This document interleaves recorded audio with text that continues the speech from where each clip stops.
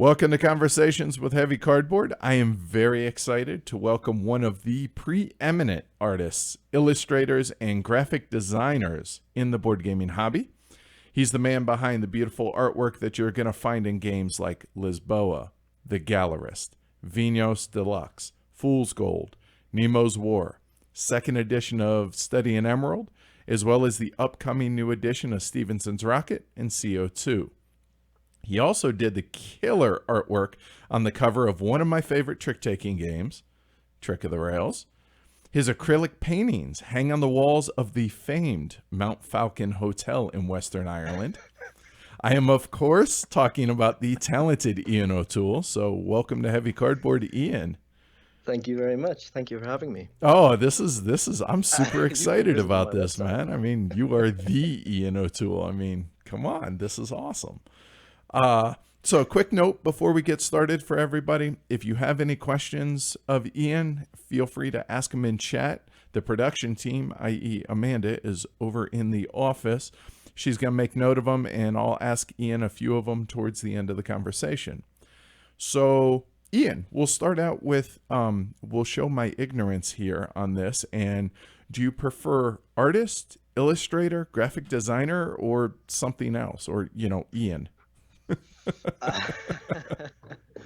I'm pretty funny around the word artist when referring to myself. How so? I don't know. It's a little bit too mysterious, I think. Okay. A little bit too hard to explain what it is I do. Okay. So I tend to say graphic designer and illustrator. The problem is that's a bit of a mouthful. So it just rolls off the tongue. It depends right? what day you catch me on. Okay, fair enough. So your name is Irish, but you live in Perth, Australia. Are you from Ireland, or is it just the family name, or what? Yeah, no, I am Irish. We're in Australia. Myself and my wife are in Australia. I'm going to say 12 years now. Okay. I'm really bad with dates. No worries. It's the last date you'll have to mess with, years. I promise. Yeah. We came over here, about 12 years ago, before I was a board gamer. Okay. So that's all of my, well, not all of my board gaming life, but my I guess, modern board gaming life. Sure. I mean, all of us are like that, right? Yeah. All right. So when did you start drawing and become interested in art? I mean, I imagine this goes back to childhood. Yeah, absolutely. So, give us the background on you. I do not know why I have always drawn, to be honest. I can't trace it back to any one thing. I mean, I loved comics as a kid.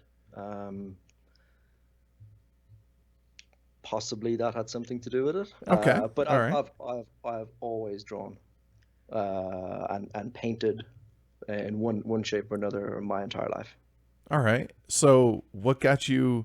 Well, okay. So before we go into the artwork of board games, what got you into just the hobby to begin with? Because you're a gamer. Yeah, right. I mean, I can see the games behind you or over to your right. That's awesome. What got me into? Well, I mean, as a kid, I used to play D&D a lot. Okay. When I was about 9, probably, I started playing D&D. Played a lot of role-playing games, like Middle-earth role-playing game and countless other ones. But it was probably about 10 years ago. Sorry, it wouldn't have even been that. Probably about 2010. So I lied. I am going to have you bust that another date. Sorry about that. Yeah, sorry. Yeah, don't cross-check my dates. Yeah, deal. All right. It won't make sense. Probably about 2010, a friend bought me Settlers of Catan. And that was a kind of a reawakening in my interest in tabletop gaming. All right. Closely followed by Dominion, And then I bought myself Race for the Galaxy, and that was that. And off to the races ever since, yeah? Mm. Yeah, pretty much. All right. So then how did this meshing of I would say your line of work as well as your hobby, Mhm. how did that happen?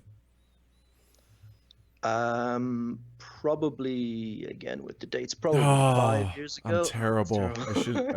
I shouldn't have made that promise. Sorry. I'm gonna say some time ago. Okay. No, about 5 years ago. Okay. I decided I wanted to work for myself. I had been employed as a graphic designer primarily. I used to do a bit of illustration here and there, but mostly as a graphic designer.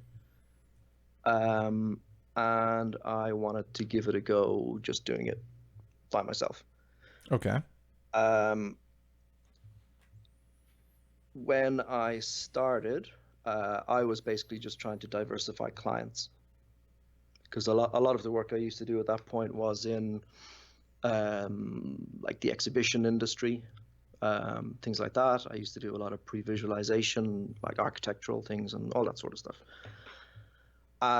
And pretty much on a whim, I put up a couple of samples of illustrations on Boardgame Geek and said if anyone's looking for something that might resemble this, to give me a shout. Um, and yeah, and I got a few messages out of that, and I ended up turning into jobs, and that was that. And off to the races ever since. Yep, pretty So it much. started out with, because I saw in, for lack of a better word, excuse me, your portfolio that, like Hmm. you said, you used to do a lot of exhibition type thing as far as, booths and Hmm. design and brochures and stuff like that. So it went from that being the majority of your livelihood to, is it now board games that is the majority of your work? Yeah, 99% of my work is gaming related. That's amazing. That's got to Yeah, feel pretty good. yeah, I didn't see that coming. Good I'll thing be that honest. whim happened.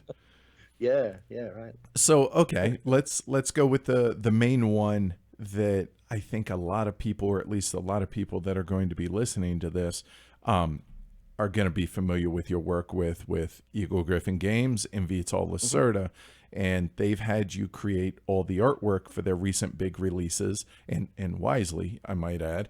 But how did that specific partnership come to be? I right after I started to sort of think about working in games a bit more seriously, I actually toyed with the idea of getting into publishing a little bit, Oh, okay, briefly and not very deeply. But okay, um, I've always been a firm believer in just talking to people and asking people for opportunities because they're not going to come along to me if I'm sitting all the way over here in Australia. sure. Um, so I was a big fan of Vital's games. I knew that he had a number of games that were listed on Board Game Geek, but not there was no details available. Right, Lisboa being one of them. Okay. Um, So you saw Escape Plan being opportunity one of here. them. Yeah, a little bit, and it was more just sort of feeling out the landscape a little bit. So I sent Vital an email saying basically, hi, I'm interested in exploring opportunities for, again, at the time, publishing, but with an eye to keeping all of the art costs in-house. Oh, sure. I mean, why wouldn't you? Um, yeah, yeah. Actually, I think I'm trying to remember. Was it? I think it was Lisboa specifically that I inquired about, but I can't quite remember now. So Vital got back and he said that that game is promised to another publisher. He was very kind to get back to my random email, and also to get back to it earnestly. Not just thanks, but no thanks. Right, And right. he had obviously taken the time to take a look at my work, and he said, "Well, this can't happen, but I have a game called the Gallerist, which is coming out soon, and we need an artist. So I Nothing said, ventured, sure, nothing gained, right? yeah, Okay. I'll do that. Wow. Just that simple. Yeah, pretty much. And I mean, the Gallerist was done um, very, very quickly. How so? They What do you mean by that?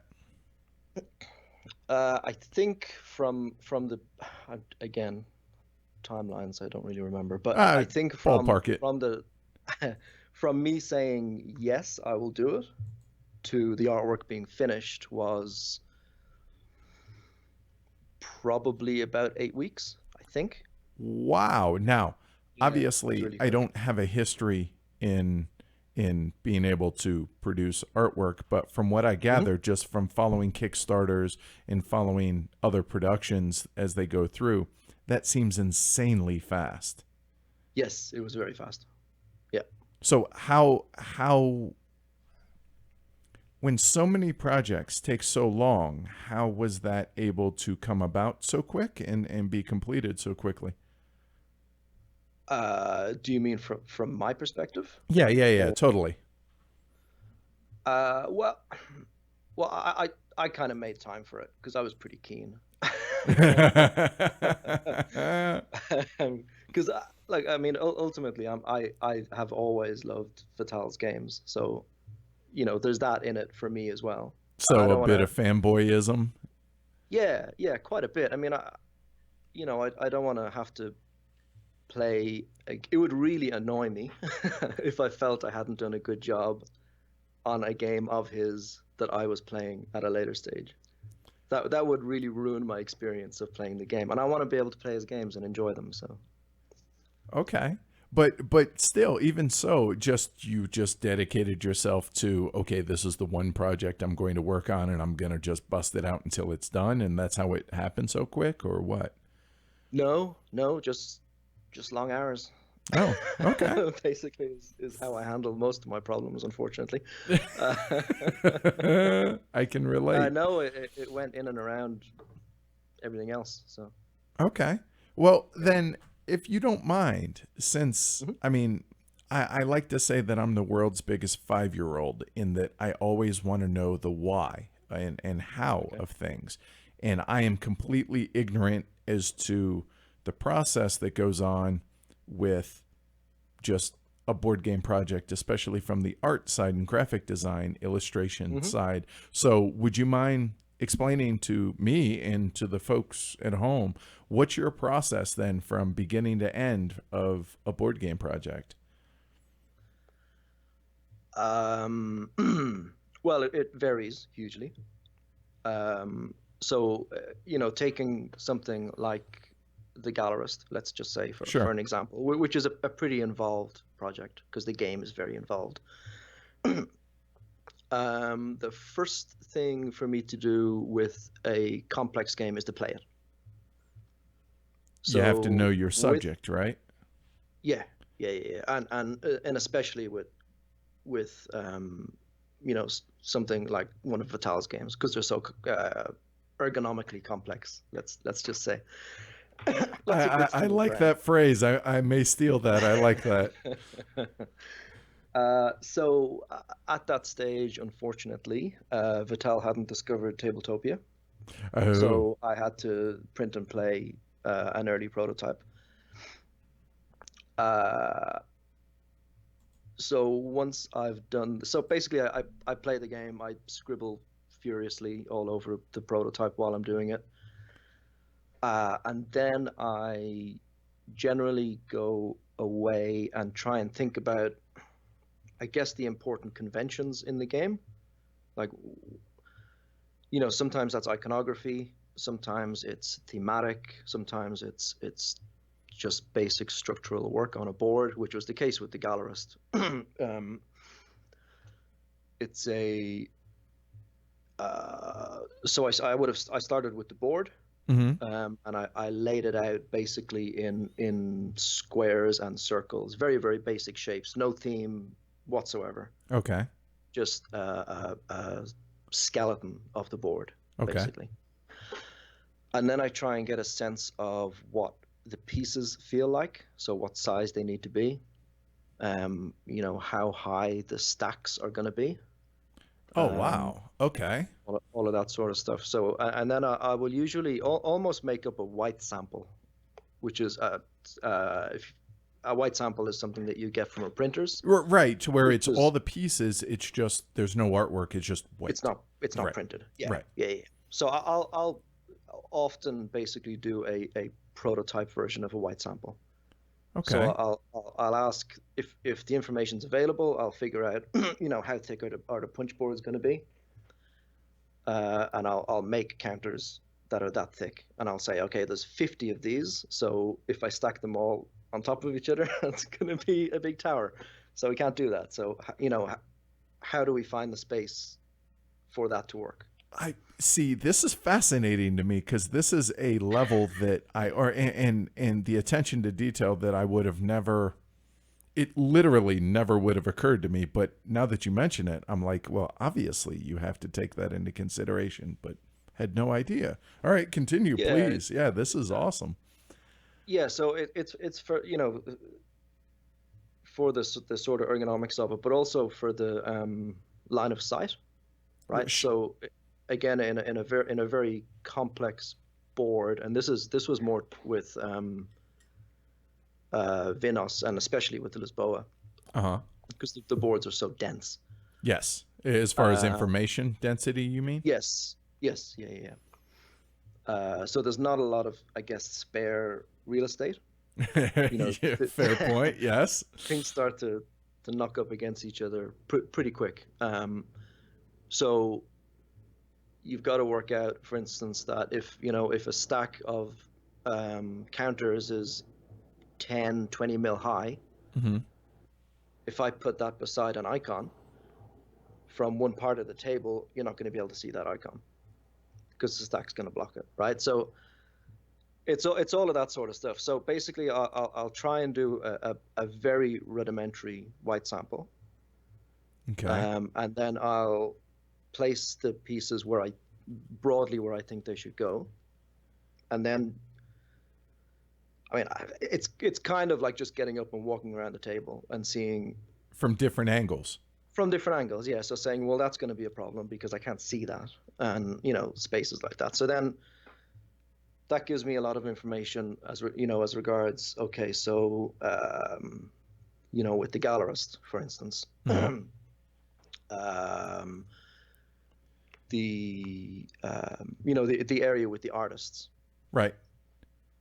So there are stacks of tiles and there's iconography around them. Right. So that gives me a really good impression of how much space that needs, physical space on the board, Sure. to be able to function and be clear from where people are going to be viewing it from. So at that, Uh, okay. Oh, no, continue. no, no. Yeah, go for it. Go ahead. Yeah, well, once I've done that, then it becomes just basically an exercise in space allocation. So, once I have the size that, okay, the artist area needs to be this size and the international market needs to be this size, broadly speaking, Sure. then I can start to lay out sort of gameplay elements. So If that makes sense. the amazing part to me here is throughout this entire discussion about how you go about this, at no Mm-hmm. point have you even mentioned artwork yet. No. It's all, as you kind of said, ergonomics and Yes. usability first. Yeah, that is the single most important part of the job for me. So basically, graphic design then Mhm. comes first, and then the artwork works around that. Then is what you're saying? Yes. Okay, Yeah, and those two things, I mean, those two things aren't necessarily separate for me okay, because I do both. I think in both terms at the same time. It's not a sure, case that makes sense. Okay, where I draw a box and then I draw a picture to go in the box. So I mean, if you look at the cover of Lisboa behind you, for uh-huh. instance, how much of that is graphic design and how much is illustration, I can't really say. Huh. because a lot of it's graphic composition, but it is ultimately illustrated. So who knows? No, that um, and that's again something I never would have thought of, because I on my end of things, I see them as two very distinct things. One is, and forgive my ignorant layman terms here, mhm. but one being artwork, basically making things pretty and making them aesthetically pleasing, whereas graphic design is all about the usability of conveying information. Yeah. And so I feel like those are completely different, but from the artist standpoint, they're you can't have one without the other, so they're integral to one another. I mean, what you said is essentially true. Your definitions are correct, and in a lot of cases, the graphic designer and the illustrator will not be the same person. Right, right, right. So when that's the case, those roles are far more clearly defined. Um, the thing that I like to do, really just to keep myself interested, is to blur those lines a lot. Is to not think of the box illustration as just an illustration for the box. I if I can, when I can, a box is a really good example because it is often treated as a box cover and then a box. You've got the sides of the box and then the back of the box, Right. right? So you've got an illustrator would maybe be commissioned traditionally to produce an image that goes on the front, and then the graphic designer would create a logo and all of the icons that go on it, and then they would lay it out with box sides and a box back, right? That's Okay, sure. broadly That well, how that at least that's relationship would work. how it appears that it would work to me. Sure. Yeah, where I try to have a bit of fun with that is to think about the box as an object, as a single whole object. So and that's where, probably the best example of that is the Gallerist The box. Gallerist for sure. Yes. To where basically Um, it's six sides of the same piece, right? yes, yeah, yeah, yeah. Lisboa a little bit has that as well. It's got the tiles and the brickwork on the back, and that sort of thing. But that's a good example of where I really like to blend the two disciplines together. That's fascinating. All right. So getting back then to on the process, Hmm. after you have the, again using your term, ergonomics worked out, and you have, Yep. then it at what point then does the actual artwork come into the process? Um, it is it again. It depends. A lot of my answers are going to be No, no, and that's fine. That's fine. are No, going to that be I mean, even that is enlightening, because it's not a cookie cutter. It's always this, then this. So right, right. no, stick with the gallerist since you're using that as the So example. yeah, so so pretty early on in any project, I'll have a pretty good idea in my head of what I want it to look like Hmm. stylistically, not design wise and not layout wise, but just the impression I want to give people when they look at it on the table, just broadly speaking, Okay. elevator pitch, let's say. Okay. Um, so that information and those decisions inform when the artwork is when the finished stylistic elements are put on the board or on the cards or whatever. So Lisboa is a really good example of this because the artwork style is very, very labor intensive because it's I very detailed. I can only imagine that it was. Yes. And there are no cheats with that. There's no way to get away with it. You just have to sit there and do it until it's done. Um, So that was a really good example where I needed to make sure that everything was fixed and was not going to change, at least to any great degree, before I commenced the board. You're talking So as far as mechanisms and just these yes, pieces are going to be this shape, et cetera, et yeah, cetera. Okay. yeah. So coming back to the boxes and circles board and cards and all of that, Lisboa was entirely playable with just boxes um, for probably a few months. Okay. So the icons were the first thing that I worked on with Lisboa because I knew Vital at the time needed more time to work out the board, the mechanics of the board. Oh, okay. So you didn't want to put the cart before the horse and then wait, I just wasted all that because all this changed. Yes, yeah. I he's not watching, is he? Not that I've seen, but I'm sure he will at some point. But go ahead. He's got Um, a good sense of humor. You know yeah, that. yeah. No, I feel like I've gotten to know how Vital works a fair bit. Sure. I mean, And working with him enough on these games, that makes sense. yeah, I can usually tell, I think at this point, when I play a prototype, how close he is to being happy with it. Interesting. Because there's usually one part of the game that he's really in love with. And if he doesn't talk about one part of the game that he's really in love with, I know he hasn't found it yet.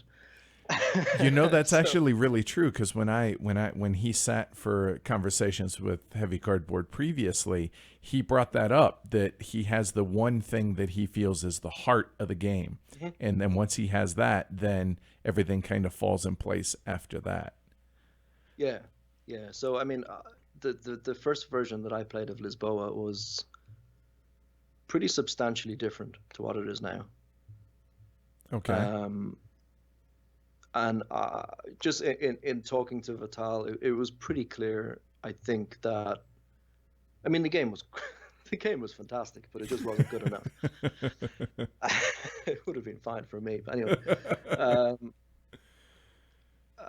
it was pretty clear there was, things were going to change basically. Okay. So, but on top of that, the clock's ticking with getting it done and getting it released on time and all of that. So, Hmm. I needed to get started, but couldn't commit to, spending a lot of time up front on something that was clearly going to change. That makes sense. Sure. So with that, so the decision was made then to start with the iconography, then move on to the cards, and either I think the box was the very last thing to be done, but the board and then the box, where once it was once we were locked, then I was happy to say, okay, I'm going to spend a week or whatever it was making this board. So you said you're married. Do you just lock yourself away and be like, don't bother me, I'll see you next week and I'm just going to get to it type thing or what? Yeah, sometimes. Yeah, with a project like that, that's just a big block of work. Uh, yeah, pretty much. I just Okay. need to set aside time and just do it. There's no way around it. All right. Is there any aspect of a how do let me see how I want to say this. Is there a particular aspect, whether it's board artwork or whether it's that ergonomics or whether it's coming up with the layout for the cards, et cetera, given, regardless of what game it is Mhm. there one consistent, tricky, or difficult aspect, or does it just change game to game? It probably changes. I guess iconography can be tricky because the same things crop up again and again, Sure. right? So, sheep or wood. Okay. All I right. need an icon for wood. Actually, having said that, I haven't come across it too much, but th that's kind of why I find it important to decide on a style at the start of the project, which then informs everything going through, because then I don't end up having a a particular style of icons for wood, for instance, because No, that it makes becomes sense. So it's informed. consistent, you're saying, right? Hopefully. Well, on that note, then, you said working with Vital and Hmm. with Eagle Griffin with the big Vital games. How much input do you have? Is it collaborative as far as stylistically as well as graphic design, or is it all, hey, leave me alone, let me do my thing, and then I'll present it to you, and then if we need changes, we can do that? Or how exactly does that work? Um, so specifically with Eagle Griffin and Vital, I basically work with Vital directly, Okay. and then that is presented to Eagle Griffin. They're pretty happy at this point to let us just go and do it. Enough of a Um, track record between the two of you. That makes sense. yeah, and I think in some ways the Gallerist was done because it was the first one, and because time was such a pressure. I think that kind of helped us out because we were just able to go and do it, and then it was done, and it looked good, and they kind of went, "Oh, I guess it's fine to do it that way." All right. um, so Vital is very involved. He's got a very it's not that he's got a clear idea of what he wants, but he's got a very how do I put this? Well, Vital is a graphic designer. Mm-hmm. He's worked as a graphic designer, so he understands the language and he understands the principles and all that sort of stuff, which is really good because there's a shorthand there, right? Sure. Um, he is a very good sounding board, and he's got very clear opinions sometimes. So uh, he will come. If I suggest something, he'll come back usually very very quickly with a if there's a good reason why not, he'll let me know very quickly, which is Okay. great for me because I don't go Sure. down a You rabbit hole. don't get too far down that road without Hmm. having that input. Sure. Yep. So that's really good. But on the other hand, he's very willing to step back and say, this is your work. Um, you need to do it your way. Did it start that way? Did that trust that he obviously has in you, did that start at the very beginning? Or is it, oh, wow, you killed it on the Gallerist, so yeah, you have chops. I can let you go. I don't know. So I completed the board for the Gallerist. I think was the first thing that I completed. Okay. Actually, interestingly, the very first thing that I did for Vital was a cover sketch for Lisboa. For the box, Uh, like just a for quick. for the Bucks. Okay. Yes, All this right. is this is before the Gallerist. This is the very very first thing that I did. Oh, wow. Yeah, which you can see probably on Board Game Geek. It was a square box at the time. It's different than what it is now, but even then, the broad style is still there. Okay. Um, it's very much just a sketch as well. There's no detail Sure. whatsoever. Um, so yeah, with the Gallerist, I pretty much completed the board and sent it to him, and then kind of crossed my fingers because I had no idea, and the games that I knew of his, were the original edition of Vinos, Right. CO2, CO2. Right. Sure. and Kanban, and those three games all look very different. That is true. Yes. So I had no clue what to expect, but he liked it, so that was lucky.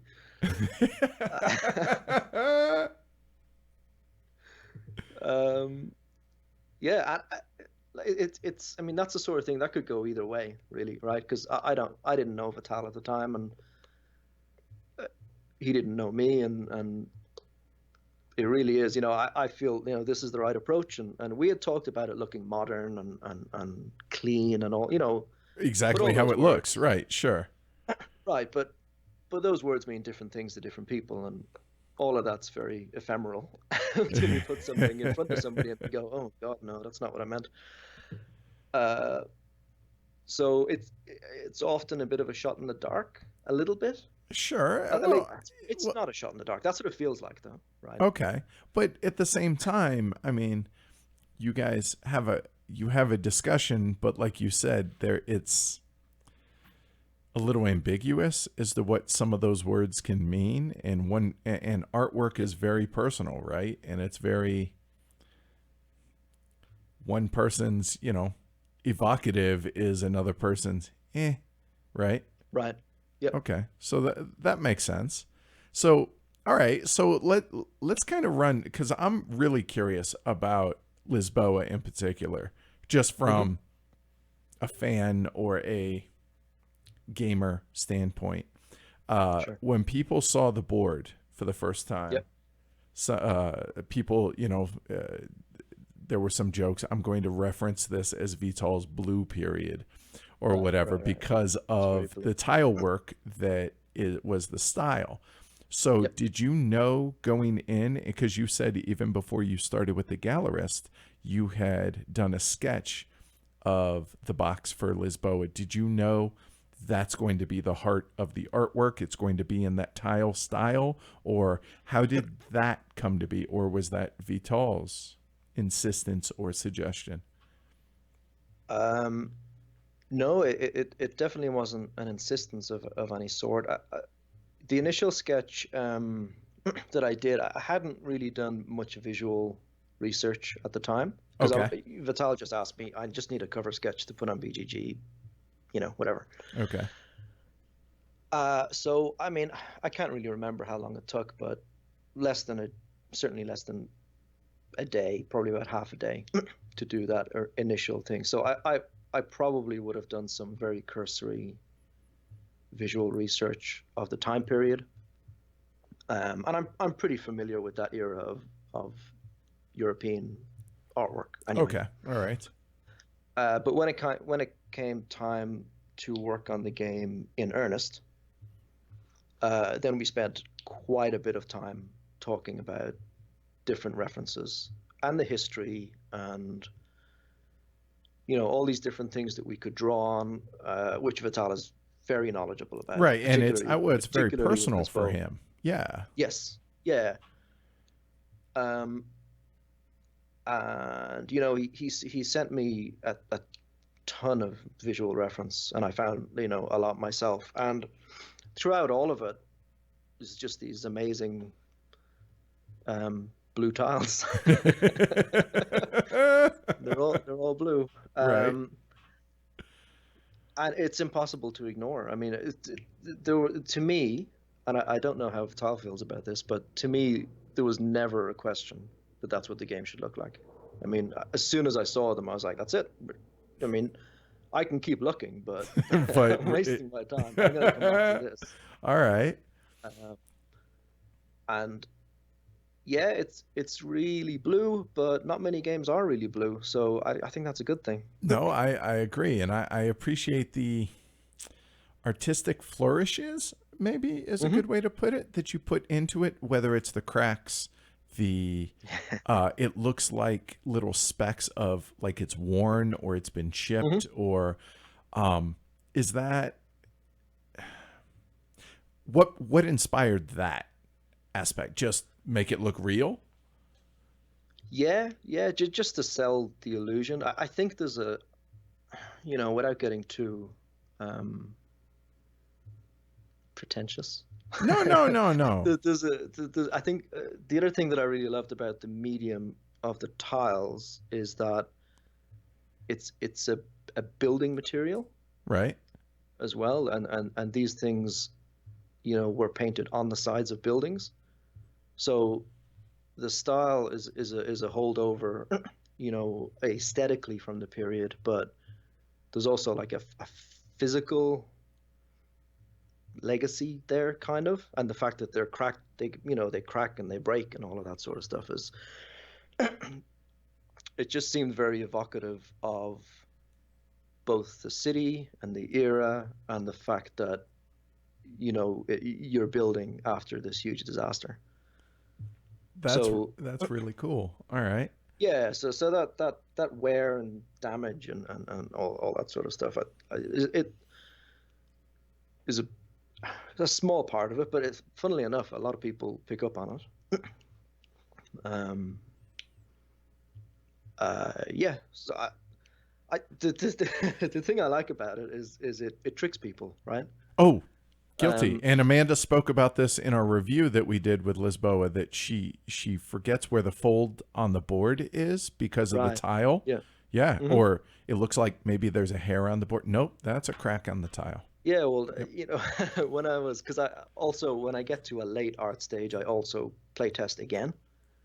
So I again, especially with a complex game, I'll always do play tests of more or less final art, because there's always stuff that I just haven't thought about. And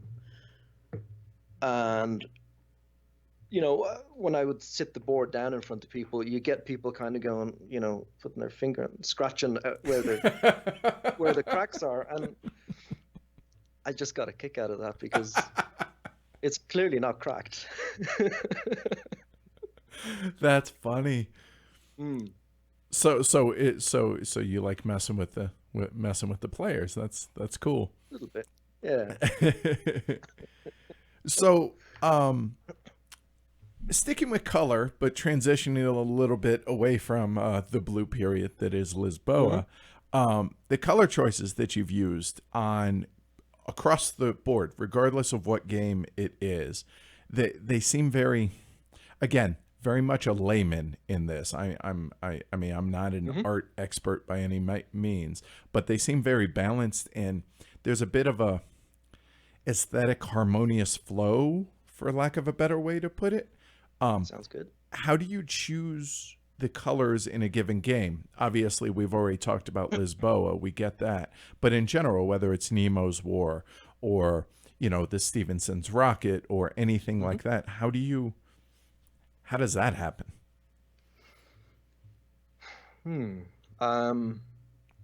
I guess that's where I have to lean heavily into theme, because it's an emotional.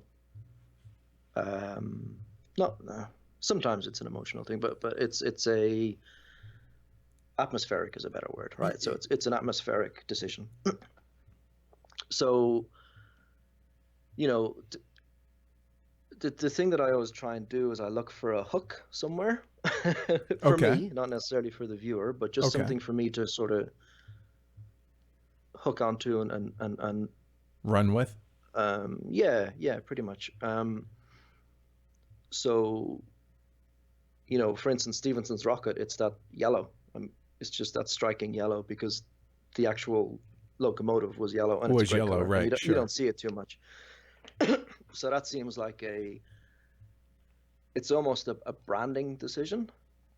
And I've worked a lot in branding, in corporate branding. Right. So, I guess I've got an appreciation for finding those little hooks, I guess, that you can hang an identity of a game or a product or whatever on, right? So whether it's the yellow in Stevenson's Rocket, the blue in Lisboa, Nemo's War is a bit different because it's a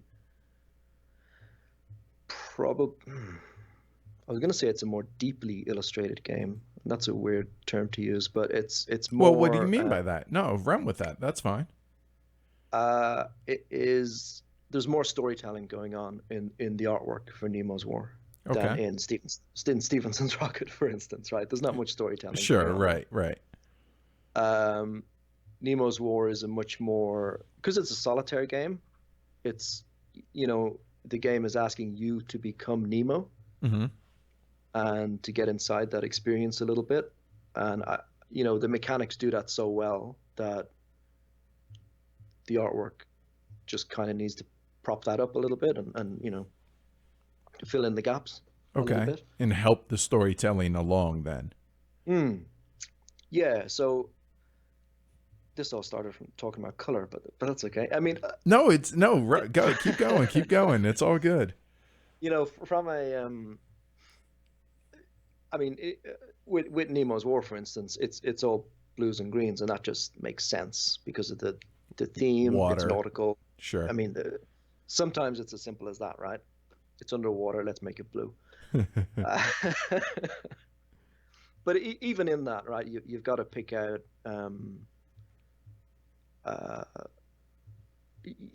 It can't be as literal as that.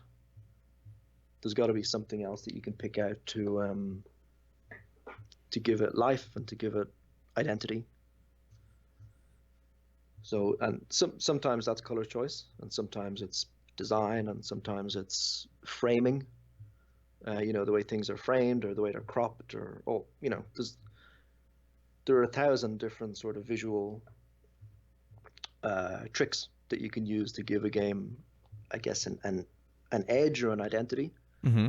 Character. And that's a good word. And color is one of them. Okay, so what inspires you to what about? I guess what I'm asking is, how do you choose? If there's so many, is it just by feel, like this is the one that feels right for this given project, or is it something else? I mean, is it something as simple as, hey, I'm experienced at this and my gut tends to be right? No, I don't think it's that. No, too much self-doubt for that. Don't we all suffer from that though? Yeah, that's right. I think it's. I mean, sometimes things will jump out at me straight away, and like Lisboa, like Stevenson's Rocket, and I mean that's just the color yellow. That's it. Okay. Right, so that's a starting point, and then you just kind of go from there. And I mean, Stevenson's Rocket is a fairly straightforward thematically project. There's nothing surprising about it, I guess. Whereas Nemo's War, or I'm working on the Scarlet Pimpernel for Eagle Griffin as well. Griffin, right? Yep. Which is, I mean, that's a good example of. I was starting to kind of come up against how many different ways can I draw Victorian people. And that's a good example of me making a conscious decision. I don't know if you've seen the cover for Scarlet Pimpernel. I have. Alex brought it with him to HeavyCon, so I get to see it there. Okay. Right. Okay. So that's a good example of me making a conscious decision to do something a little bit more anachronistic, I guess. Okay. To break out of the, to incorporate elements of the theme naturally. So it's kind of got this period watercolor feel, but then it's also intercut with very harsh, stark colors. Right, which is a very modern design approach. Right. Okay. So that's me just making a decision that, you know what, there's a lot of games around that look like Euro games, let's just say. Sure. For better or for worse. And a lot of them are set in similar periods in history and have people standing there looking Victorian.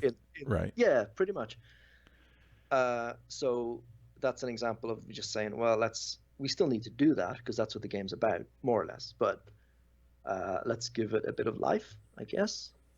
Because it's not a historical document, right? It's not, right. I mean, and it goes back to that whole giving the game character, giving it its own unique feel, right? Yep. Very cool. So what's the most challenging aspect of your job as a illustrator, artist, graphic designer, and the most challenging aspect of designing the artwork and graphic design of a game? The most challenging thing for Or does it change? yeah, it does a bit. I have a tendency sometimes to go a bit too far with some projects. Like what? When Give us an example if you're willing. Yeah, sure. Well, Nemo's War is a great example. So Nemo's War is, I don't know if you've seen the original, the Victory Point Games first edition, um, but it came in one of their little polybag things with the little tiny dice, Okay. the game's amazing. Um, and I just loved it. It was the only solo game I ever played, and I loved it. So I heard that they were doing what they at the time called their gold banner editions of it. So I wrote to them and I was like, you're just gonna let me do this. I, I kind of strung armed my way in, and at the time I hadn't really done. This was quite early on. I hadn't, like, the Gallerist hadn't come out. They didn't So know you who didn't the have hell I was. a big track record, is what you're saying, right? No, very little, very, very little. I mean, I'd done a lot of illustration and design, but not in relation to board games. So I either they were desperate or I sounded convincing, one or the other. Say it with confidence. People will believe it. Yeah, right. And it's a case where I wanted it because I love the game so much. Mm-hmm. I wanted it to be as good as it could be within reason. But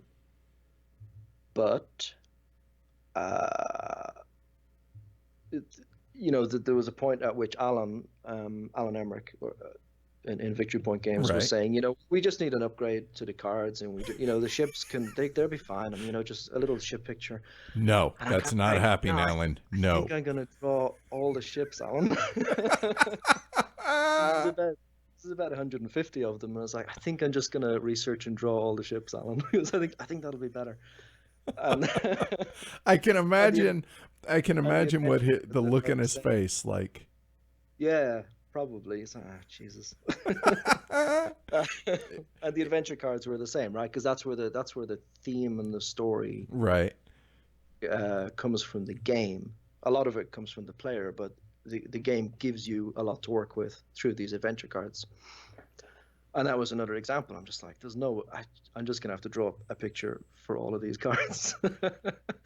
So it was almost so I guess that's a bit of a challenge. It's okay. just Well, sure. So reining me. yourself in, then, is what you're saying. Yeah, it can be. That's kudos for realizing that, at least, and that's fascinating to hear that it's more or less an internal struggle as opposed to a mechanical or stylistic struggle than anything else. Yeah, I mean, for board games are I think the perfect medium for what I do personally. What I Why? do, the way I work, because they're infinitely varied. They need graphic design and illustration more or less equally across the board. I'd argue they need graphic design more, but I agree. whatever. For what it's worth. No, I think, and honestly, I think, and I don't mean to cut you off and go down a rabbit hole here, but I really feel like the heavier the game, the more that should be more stressed. Mm-hmm. Yeah, definitely, because it needs to work harder. Exactly. Yeah. Yeah, and the other thing is, I don't really think I have a style. Some people tell me I do, but I don't see it personally. So, because I really enjoy coming to a project and saying, how do I want this to look as a player, and then how do I actually make it look like that? I don't have at this style that I go back to, and I do all my games look the same. I hope not. Anyway, I don't think I do. Maybe No, I do. I agree. So more or less a chameleon of sorts, to where it gives you freedom, I would think, to approach projects individually, not like, oh, I'm going to go back to XYZ. It's, what does the game speak? What does the game, what's its own Yeah, personal identity? I think so, and that's really interesting for me. To look at a game, look at either a period of history that it's involved in, or inspirations, or if it's a science fiction game or whatever, and just try and come up with a new style that fits that well is really exciting for me, and it keeps me interested. I'm interested anyway, but Sure, but challenged it or keeps me engaged. excited, I guess. Yeah, that's right. So is that your favorite aspect then of being a board game artist, illustrator, graphic designer? Hmm. It's yeah. I have a lot of favorite aspects Oh, of being go with it. What are they? well, it's all of it. All the people that I get to work with are fantastic. Very intensely clever, passionate people. Um, there's a real sense of um,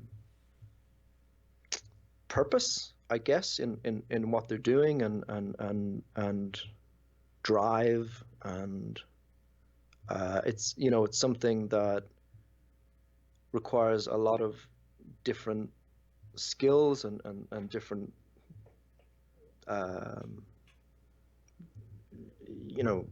just lots of different skills to produce. So getting to work with all of these, and not just designers, and other artists, and Mm-hmm. publishers, and all these people, is pretty fantastic. Fair enough. And I'm a big believer that passion begets passion, Hmm. and surrounding yourself with other people that are passionate about what it is they do helps inspire creativity and that passion within yourself. Um, Yeah, because I mean, what we do here, even though it's completely different, there's still got to be a passion involved, and just right. like in your artwork, and in the work that you do, or designers, developers, publishers, etc. So I am a huge believer in that, definitely. Yeah. It's just a really fantastic industry. It is pretty Uh, cool, isn't it? it's also because it's pretty much my only hobby at this stage. You and me both. Yeah, right. Don't have time for other ones. Yeah, so it's something where I genuinely deeply care about the outcome. I've worked in lots of jobs doing creative things for results that I ultimately don't care about, and Making that's a a really brochure or whatever, right? yeah, and that's a really can be a really draining thing, because in order to be creative about, to be effectively creative, um, you need to be engaged. Yeah, You can't sure. you can't really sleepwalk through it. So it can be really hard to get engaged with something that you just don't care. You Sure. just No, don't. yeah, I mean, that's human nature. Yeah. So I don't have to try to be engaged. I'm just naturally engaged with this stuff. That makes sense. So Vital, Mm. I don't know if you saw, but Vital popped in and said, Oh, "Hey, I gotta go. no. He said, I'm on vacation and the internet's terrible here. I can't He's gonna watch ask me. anything live. Just want to say hello to you guys. Take care of Ian. I have to work more with him, so please don't spoil him too much." And he Okay. said, the most challenging thing for you is having to work with him. That's not true. Too funny. Yeah, Vital's good people. Yeah, he Um, is.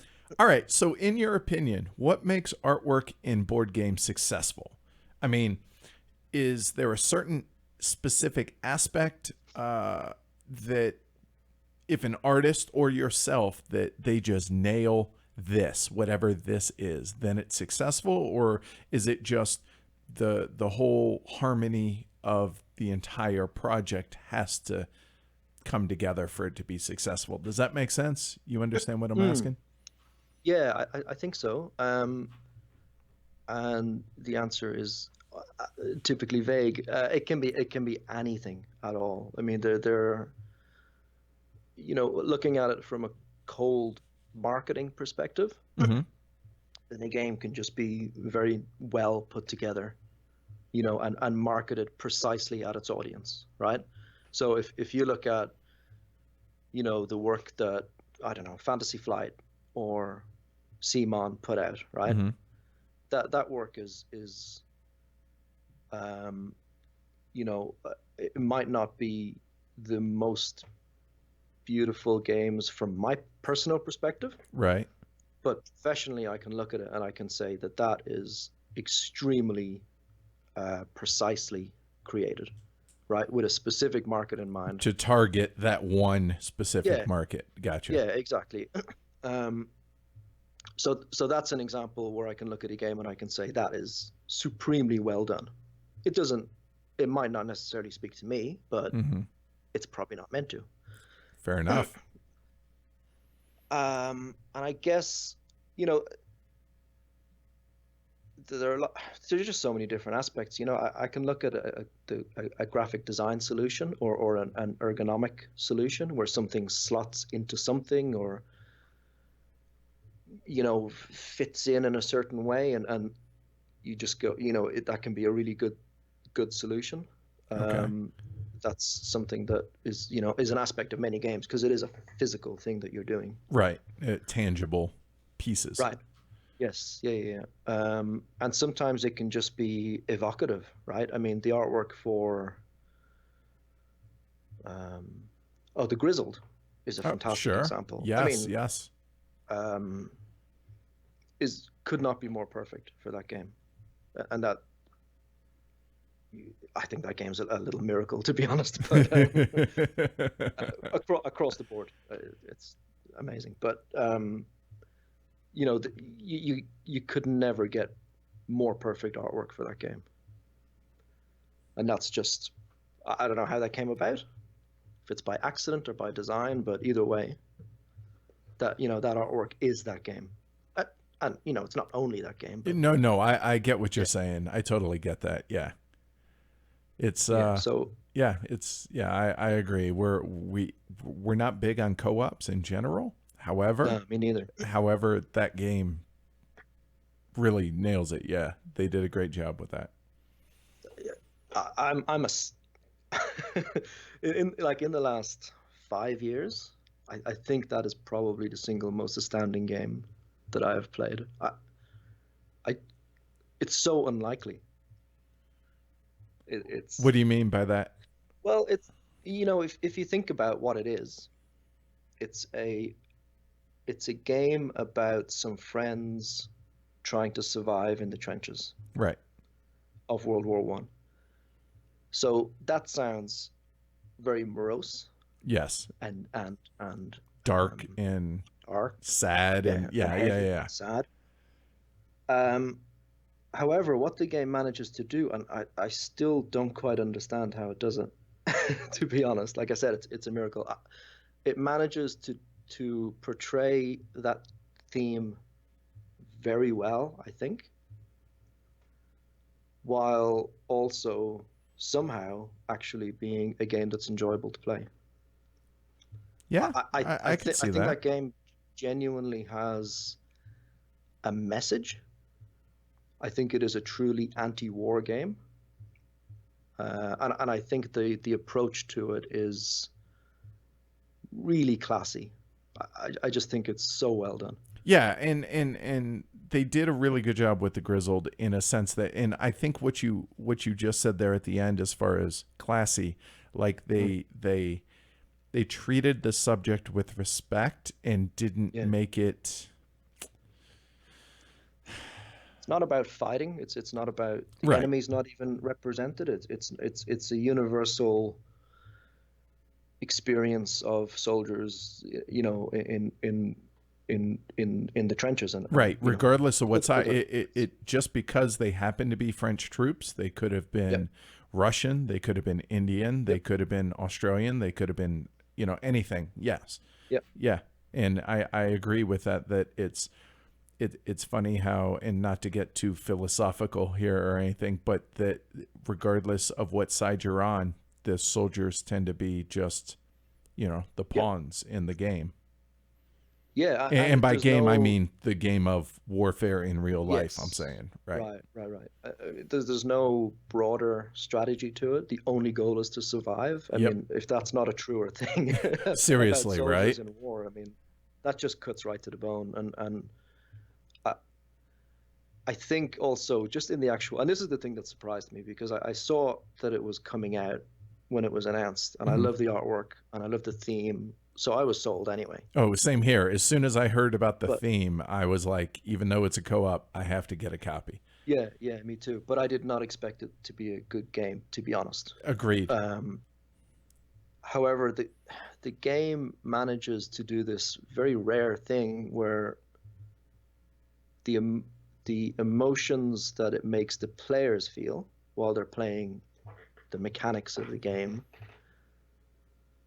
I think, are in tune with what the game is trying to say about its theme. So it's not mechanically a thematic game, but the experience is very thematic. I, I get what you're saying, and one other that you may or may not be familiar with, and I don't want to go down too far down this, but there's a game by Spielworks called Colonialism Hmm. that is evokes the same, or not evokes. It has the ability to manipulate emotions, and I'm not saying that the Grizzled manipulates it. And I don't mean that in a negative Hmm. way, but that, like, wow, when you step back and you think about what it is that you're exactly doing, Yep. and how you're like, wow, this is really messed up. Hmm. Whether that's the Grizzled in trying to survive World War One, or whether you're this unnamed colonial power in you have to exterminate the native population, even though they're Hmm. only just little discs, Sure. before you harvest the resources of the land. It's exactly what happened during the colonial period, um, uh, you know, back a couple hundred years ago. And Mm. the artwork in that game also is very evocative, and brings out emotion and makes you think, which Yep. and feel, which is, I mean, as an artist, that's got to be, yes, you want to convey information, but you want players to have a feel in your artwork, or from your artwork. Am I right? Uh, I mean, yes, ultimately. I mean, when it's appropriate, Fair enough. Fair enough. right? So, in the right project, in the right setting, then yeah, absolutely, that's what you want to do. Okay. All right.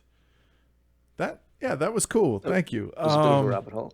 Yeah, no, but I enjoyed it. I could talk Hopeful. all day about the Yeah, Grizzlies. no, that's awesome.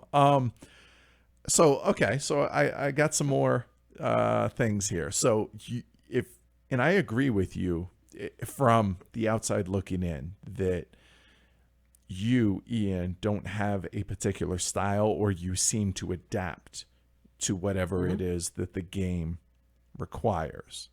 However, Yep. do you have a favorite style? Or does that fly in the face of being able to morph your work into these different styles? I don't think I do. I can't think of. No, Okay. I don't think so. All Yeah, right. I really don't. I guess more what I have is a consistent approach as opposed to a style. So a fairly consistent hierarchy of what's important, and you know, how each element is approached, but ultimately the end product and how that looks visually. No, I'm not married to anything. Okay. All right. Fair enough. Fair enough. So what do you most enjoy then about drawing? Just creating art. What's the most enjoyable aspect of it? Um, there's a lot. There's so much of it. I guess when it's surprising is really enjoyable, and it often is. Surprising in what Um, way? well, when the results surprise me. So as much as I say that, you know, I decide on the style of it when I set out, that's true. But the end result is very rarely exactly what I intended, Okay. and it's a little disappointing if it is. um, you know, just accidents happen and things occur to you along the way, and I guess part of experience is kind of knowing when that's going to lead you, hopefully, if it has the chance to lead you somewhere more interesting than where you were heading. All right. Yeah, Uh, I could see that. so that's really enjoyable because sometimes genuinely when I'm finished something, I look at it and I go, "Ah, that is not what I thought it would be." So that's cool. Okay. Um, I really like seeing people play games that I've worked on as Of well. course. I That's mean, something yeah. that's also pretty new to me since I've started working in board games. Oh, You know, I guess if you're making a brochure or a exhibit display, right. you don't really get to see the end I mean, product as far as the yeah, interaction with the yeah. I mean, people who are enjoying I it. guess sometimes you get to see people use whatever you've done, but it's Right. rare that you get to see people really enjoy what you've done. Um, That's got to be an amazing feeling, man. yeah, it is. It's really good, and it happens in because production cycles and shipping cycles being what they are. It's always this unexpected sort of reminder because, for instance, you know, I was done with Lisboa project wise, probably around December, Okay. And now it's just maybe. now starting to reach people. Yeah, so I'm neck deep in other stuff, and then all of a sudden I start to see all these pictures of people playing Lisboa, and it's a nice moment to sort of reflect and kind of, you know, go, oh, that was really nice. That's cool, dude. That's really cool. Um, all right, so let's talk about the actual act of your drawing and whether that's physical software, whatever. What tools do you use? What software do you use? Because I'm sure there's going to be some artists out there that are going to want to know this. Plus, again, I'm a 5-year-old. I'm curious. Well, sketchbook always. So all board layouts, all card layouts, all iconography, just broad scope of layouts, always by hand, always sketchbook, because it's just the quickest thing I know how to do. Okay. Um, so I've got, you know, books and books that are just filled with stupid pictures of squares and circles that aren't pictures of anything. It's just me trying to put shapes beside each other. After that, then I will usually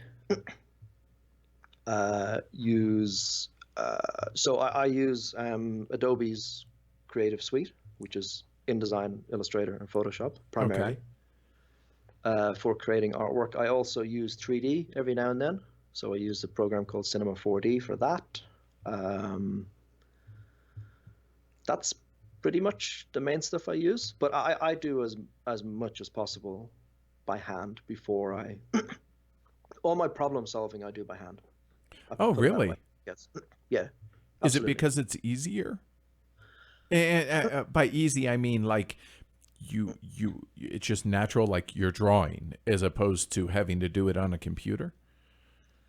Uh, it's a lot of it's more immediate, it's quicker, it's less what's the word? Rigid, I guess, is a good word. If I'm drawing um, on a computer, then I have to think in terms of the tools that are available on the computer. Oh, So okay. As if opposed I, to having a pencil or a pen in as your opposed to hand.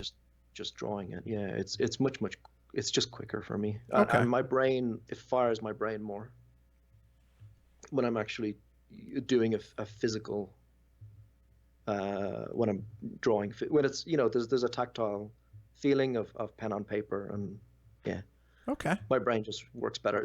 Sometimes when I go on the computer, um, with certain projects, I'll work for hours, and then I'll,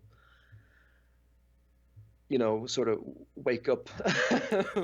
my brain will wake up and not realize that I've been sitting there for 3 or 4 hours. And, a lot of the time, once I get onto the computer, not always, but a lot of the time, a lot of the work for my brain is done. The problem solving is done, and I just need to implement it. Aha. Okay. All right. Huh. So yeah, no, drawing in a sketchbook is very, very enjoyable, and because I work from home, I can do it anywhere, which is Sure. I mean, also a go to really the good thing. park, go to I the can, coffee yep, house, go wherever, right? yeah. So that's also a very attractive thing about working that way. All right. Cool.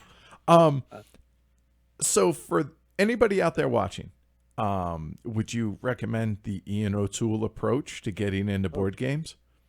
oh, I thought you meant to creating work, to which the answer would be no. Um, Well, okay. Well, hold on. Let's go with that. Why not? oh, Or is it just a very personal thing that everybody has to figure out on their own? Or is there yeah, something? I think so. I, I think so.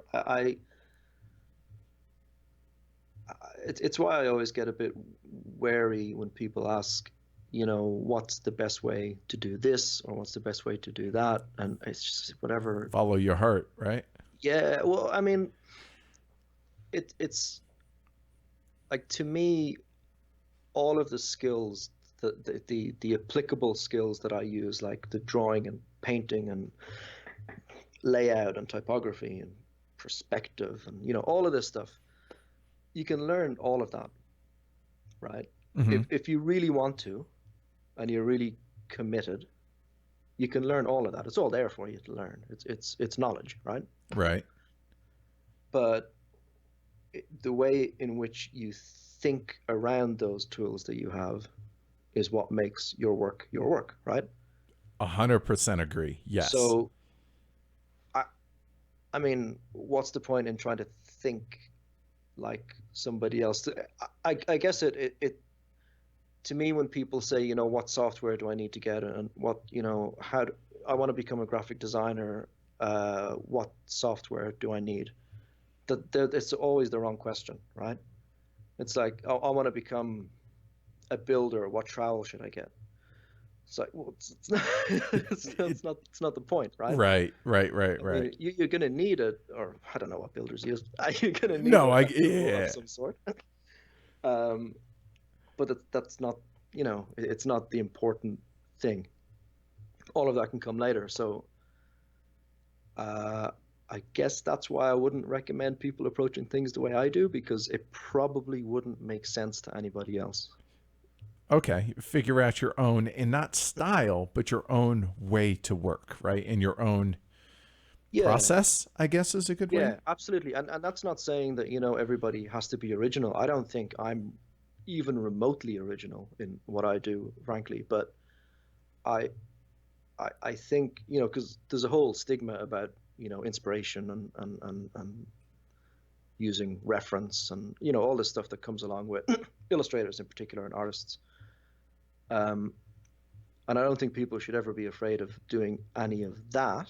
So, I'm saying, figure out your own approach, but don't be afraid of leaning on other things and being inspired by other things, if that makes any sense. No, it totally does. And you said there's a stigma about finding inspiration. That seems queer to me. That seems odd. I don't Like, Yeah, why? Really? it's extremely counterproductive. Yeah, it's part of the reason why I have an issue, not an issue, um, a hesitancy around the word artist, because I think it comes with a whole lot of baggage, right? So, Ah, art with a capital A is supposed to be all of these things, right? Which most of it isn't. So I've always thought of myself, if I'm an artist, I'm a commercial artist, right? So, which is basically an illustrator, right? It's terminology, it's semantics. okay. It's all some, as far as I'm concerned, it's all semantics anyway, regardless of your work is your work, and it is what it is, and call yourself whatever you want. Um,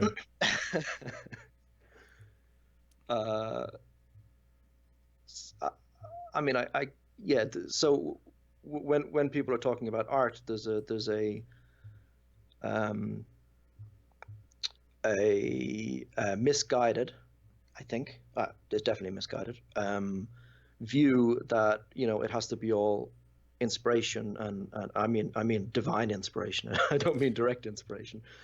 And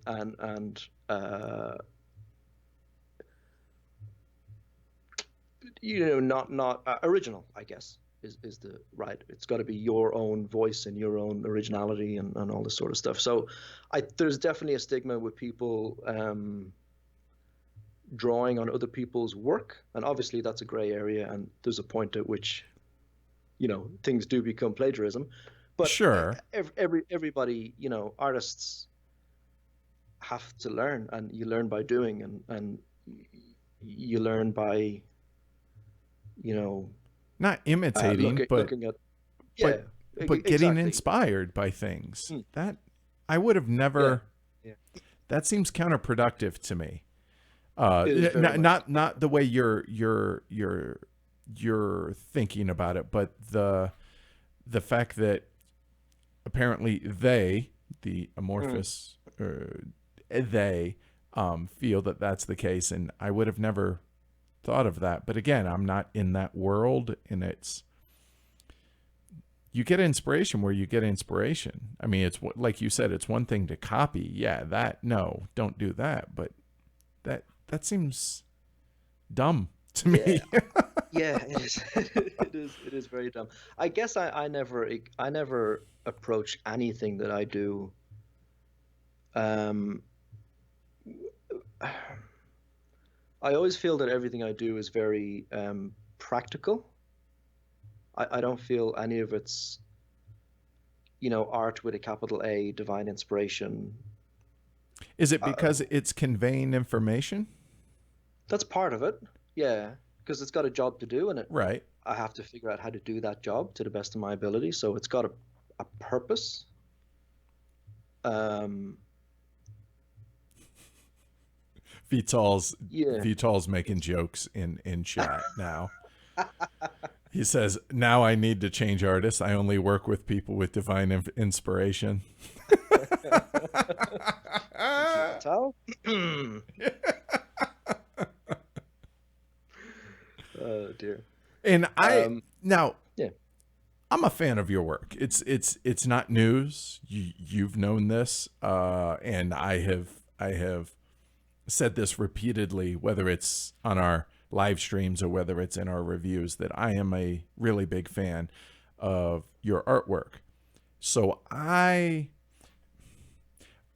don't want to argue with you over this, but at the same time, I think you were completely wrong on whether or not you are an artist with an A. And this isn't me, trying to get buddy with Ian. This is simply aesthetically, I think you make board games beautiful. I think you make them aesthetically pleasing.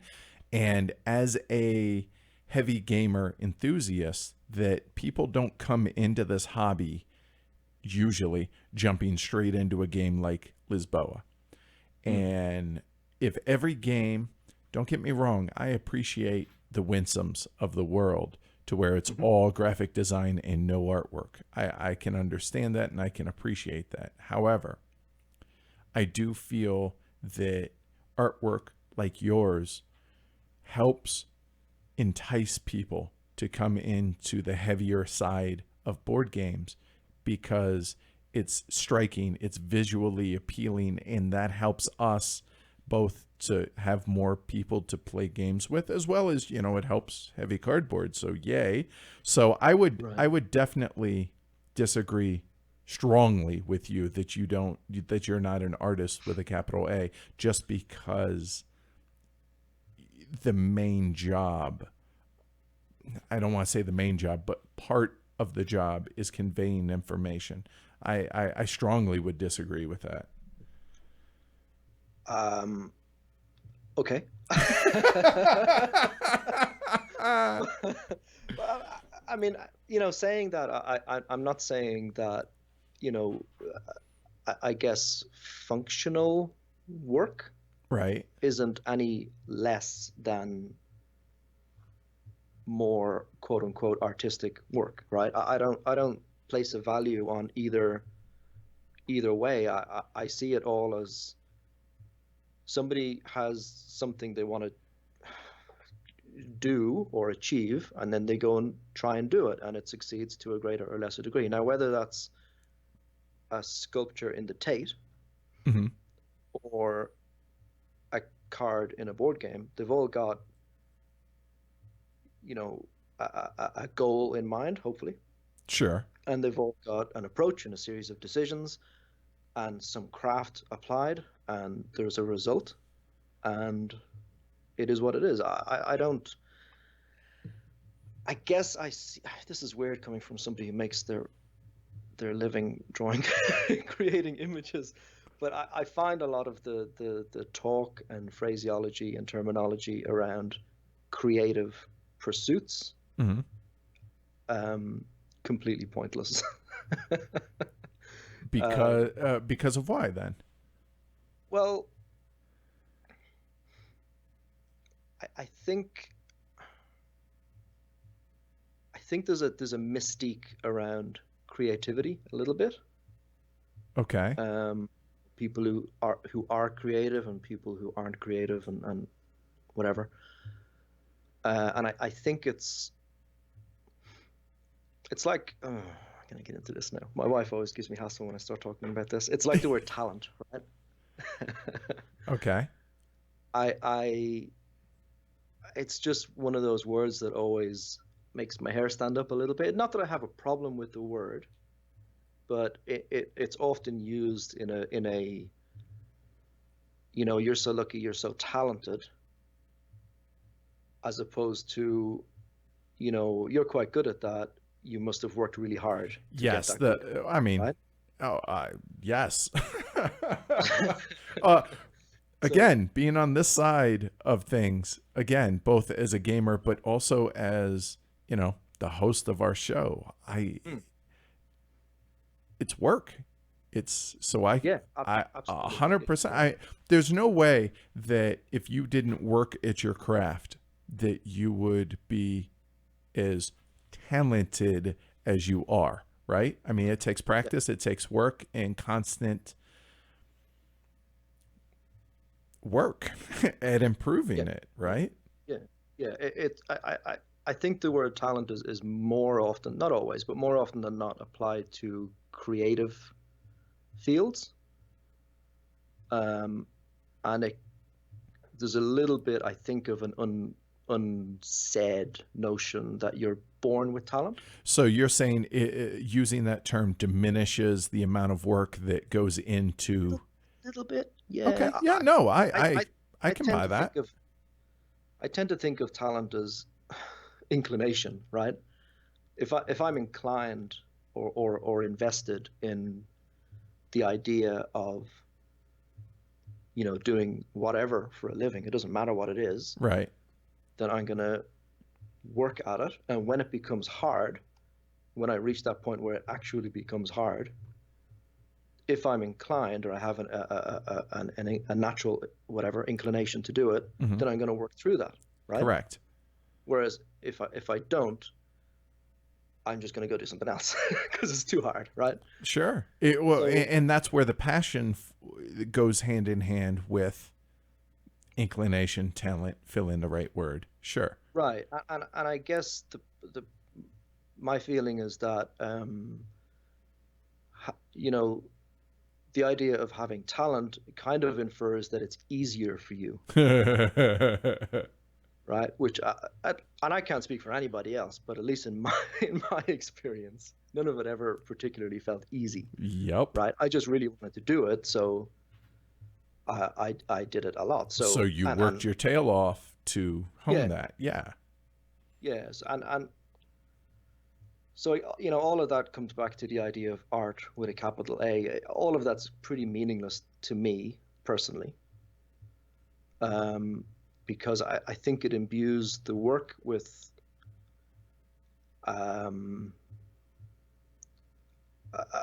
inaccurate an air around it that's not necessarily helpful, I think, Gotcha. to assessing it. If does that make any sense? Yeah, no, it totally does. I mean, and people in chat right now, both Vital, Philip, these guys are saying you have to have both, and it's basically saying that talent is, like you said, and I think you worded that really well, an inclination towards it. Right. I mean, there's got to be. I mean, let's be honest. Truly, my stick men look bad. So I'm not going to push through and work to try and become a good artist. Whereas I imagine your stickmen looked better than mine. And so you had that inclination, you had that fill in the right word, whether it's talent, God-given ability, whatever you want to say. But you also had that passion for it to work through. Yeah, I think that's I think that's where it comes from, right? So at some point, for who knows, whatever reason, my brain locked into this idea of what I wanted to do and where I wanted to go, and that idea, I guess, was strong enough to propel me through all of the things I needed to do and all of the work I needed to do in order to make it happen, right? Yeah, to be successful at it. Yeah. I mean, I mean, I'm passionate about podcasting. I think I have a knack for it, so yeah, it's a lot of work, but it's something I want to push through to improve on. So I can 100% understand where you're coming from. Different scale I don't between see, what you do and what I do, but still. well, I don't think so. I don't see any different. I genuinely don't, because it's just the thing we do is different, right? Fair. Sure. They both require different skills. Hey, Asher. Hi, buddy. Yeah, different skills, right? They both require different traits, I guess, right? That sure. maybe are inherent in each person, and they both require a ton of work, and faith, and a lot of self-doubt. Yeah, right, and a bit of luck, I guess. Yes.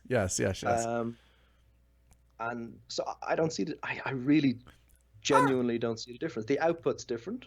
Sure. But we both get to where we are. We all get to where we are, kind of, I guess, in the same way. More or less. No, I get that, and and Asher left, so he just wanted to say hi, Ian. So there you go.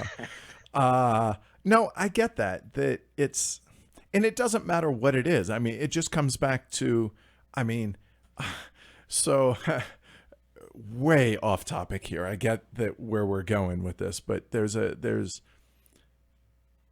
we all have our good days and our bad days, right? We all have our days to where, or at least I shouldn't say we all. Let me back up. I don't want to speak for anyone else, but you alluded to this earlier about having self-doubt in whether the career choice, whether it's, am I good enough? Am I whatever? And it all comes down to, you know what? Hoping, praying, wishing, that's not going to get it done. Busting your ass and working, that's what's going to Yeah, as well as maybe a little bit of luck, fortuitous timing, whatever. sure. Yep. But it all comes down to drive and work to be Hmm. successful in whatever it is. It doesn't matter what Yep. it is that you're passionate about, right? Yep. So anyway, all right, off topic. Sorry about that. No, but hopefully that's interesting because it is to me, and I'm of the mind that I can't be alone in Right. wondering like what makes people in this hobby or just in general actually what makes people tick. And so this I find absolutely fascinating, being able to pick your brain and being able to have these conversations with people like you that Hmm. are passionate, and it comes through in whatever medium it is, whether it's say Vital in his board game in his designs, or somebody like Paul Inkow with his, Hmm. passionate about developing and helping these things along, or Yep. whether it's someone like you as far as just passionate about making these games come to life. I think that's people feed off of that and people get excited about that. And I think Right. that's awesome. People passion begets passion, and I you can Yep. hear it in your voice, and it's exciting and it's fun, man. Well, It I really mean is. that's why the industry is so incredible, right? Because Everybody's got to be because passionate. everybody's, Right. And because if you you're can't. not, then it's you're doing the wrong thing or you're doing it Yeah, wrong. absolutely. Yeah, yeah, Yep. yeah. All right. So, biggest inspirations or other artists that you admire, whether inside board games, outside in general, Oh, however you want to frame that. biggest insp. Oh God. So, artist illustrator wise, I really adore, old the era of illustrated magazines in the 50s and 60s. People like I'm going to list off some names here. I don't know if they'll mean No, no, that's anything fine. to Are you anybody. talking like graphic novel, like comic book type stuff, No, no, or? no, no, like lifestyle magazines, Oh, gotcha. Okay. things like that. People like Bernie Fuchs and Leyendecker, and it's just tons of them. Okay. But they were these guys, and it kind of speaks to what to what we were talking about before. Here are these guys who and girls who were producing, monthly illustrations for magazines, right? Hmm. Just rags, basically.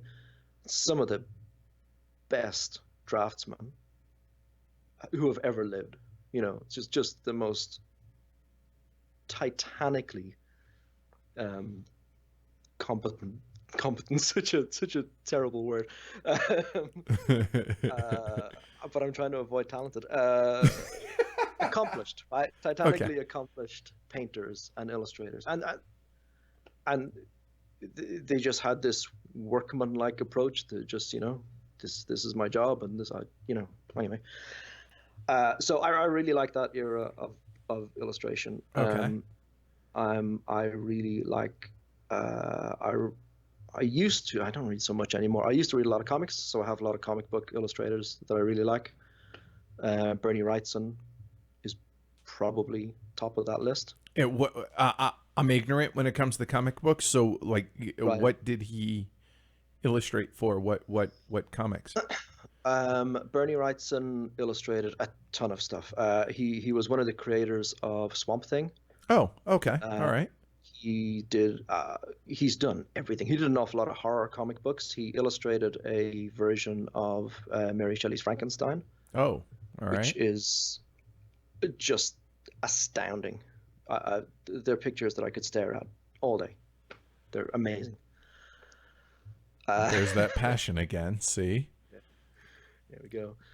I love, classic adventure illustrators like Frank Frazetta and Joseph Clement Cole.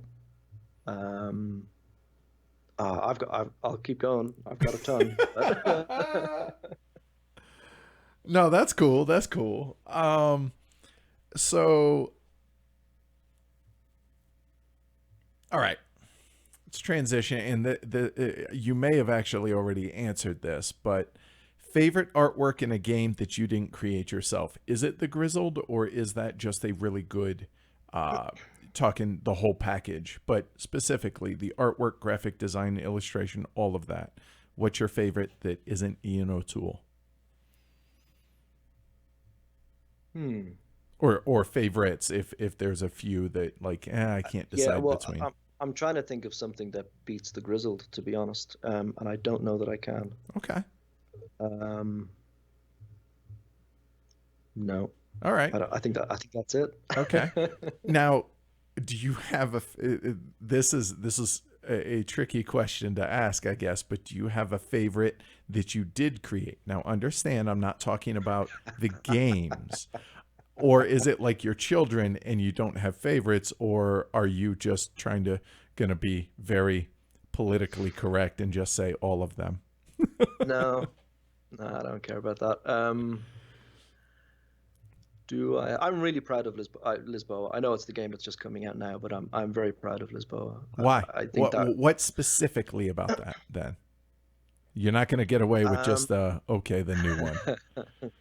Well, it turned out it has exactly the effect and the impact that I wanted it to have, basically. Okay. So it fulfilled the picture in my head. So just look at it and be like, nailed it. Yeah, I mean, look, there's always bits and pieces that you kind of go, could have done that different. Or... That just comes back to me not spending 6 years on a game. All right. I think Lisboa and Nemo's War I'm also very proud of. Oh, it's fantastic. Both of them are, but then again, like I said, I'm a big fan of your work. So yeah, I'll be honest, there isn't a game that I've looked at of yours and been like, really? You chose that direction, did you? Huh. Okay. But no, and I think that's cool, and that's surprising because they are, because I do jump around styles a lot, so for me, I would never expect anybody. If I had a favorite, honestly, maybe Nemo's War or possibly the Gallerist.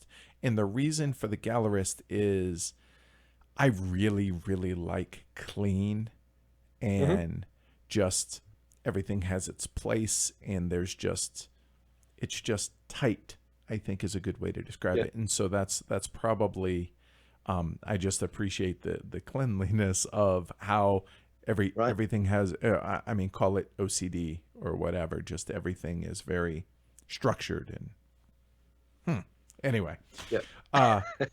Any dream projects, like whether inside or outside of board games, that you're like, dude, that would be amazing? I mean, there are lots of, oh god, I don't know. Well, this isn't going to be all softballs, Ian. Come on. Yeah, right. Do what now? I would love to do a game based in ancient Rome. Oh. I would love to do a game based during World War One. Is that because of the Grizzled or completely unrelated? No, that's a sort of area of interest for me. Okay. So yeah, I would. Yeah, I've spent a lot of time reading about that era. Cool. So it would All right. be very, very interesting to put that to use. There are some games that whenever I play them, I think I'd like a crack at this. Other than Kanban, because I know when we did our live stream, you were hanging out in the peanut gallery and you were like, yeah, I'd love to have a crack at Kanban. Yes. But so what else? Any others that you're like, yeah, I really want to have a crack at this? Castles of Burgundy. Ooh, now you realize when we reviewed that, people were like, and if you go through the comments on BGG, great game, but always comes with a but with the artwork. Yeah, right. Oh, that somebody needs to make a deluxe edition of Castles of Burgundy with Ian O'Toole's artwork. Yes, please. Yeah, that would make me happy. All right. There are lots of games that I I would like to approach purely for the challenge, right? So and that's one of the main reasons why I'd like a crack at Kanban, right? Is that board. Okay. It's not because I think the game looks horrendous or anything like that. It's Right. just I'd like to approach that because it's a challenging board to put together. There's a lot of information, and Mm. it's intimidating for players the first time they see it. And I'll be honest, and I don't know if you heard the review yet of Lisboa, but we mentioned that wow, that's it's busy, but Yep. everything's there for a reason. Da da da da. You can go listen to the review. Anybody that's listening, Right. but it also thematically ties the game together, and it works. And after you understand the game, the busyness, quote unquote, fades away, and everything, all the information that you need is front and center. Right. But yep, that's the aim. All right, well that works. Okay. Excellent. All right. Race for the Galaxy. I would love a crack at Race for the Galaxy. Because of the heavy iconography? Yep. And again, not because every time I play Race, which is a lot, I'm, saying, oh, look at this game. It's just, it would be a huge challenge, right? Sure. Yeah. So I'd like to just have a go at it. Very cool. Wow. You're I don't know if you're making it better or worse for people listening, because now they're going to be like, dude, this has got to happen. How do we make this happen? But the big one is on the wall behind you. It's Glory to Rome. Again, the black box, super clean, functional, but kind of bland. So you may not know this, but Glory to Rome is my number one favorite game. Oh, I did. It was coming. Yeah. You took the thunder from my sails, but that's okay. That's okay. So what is it about Glory to Rome that makes it your favorite game? So the game itself, so not just from a visual perspective, is it right? Is that Okay. what you mean? Oh no, just in general. Just why is it your favorite game? Everything. Can I just say everything? No, that's a cop out, Ian. That's no fair. It just clicks in my brain. It fires on all. It just fits my brain. It's just one of those games that I'll buy. Yes, into but my brain. it's just my favorite because it's my favorite. No, you don't get away with that. I am lucky enough to have a wife who will play my favorite games with me. So yes, we have So we have played probably at this stage 150 games of Glory to Rome. Wow. And I still I know I could, you're not always going to be in the mood for your favorite game, right? Sure. Yeah. Oh, I'm game not is your always favorite in the mood for through the ages. Sure. Yeah. Right.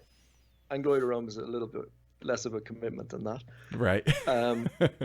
So sometimes it'll come up and I'll kind of go, I've got this new game I'd like to try or whatever, but I know enough to know never to turn down that game. And I know enough to know that as soon as I pick up my hand of cards and I look at what's in the pool, all of these decisions just start firing off, and I'm just in love again. Everything about that game, every action that's taken has ripples throughout the entire game, which I love. Everything ties into everything else. Nothing is insignificant around, that anybody does around the table. Right. Everything is meaningful. Right. Yeah. Yeah. Right. You are always in the game. There's you're never out of a game of Glory to Rome. And I'm still discovering new things about it. I could play it for the rest of my life. Okay.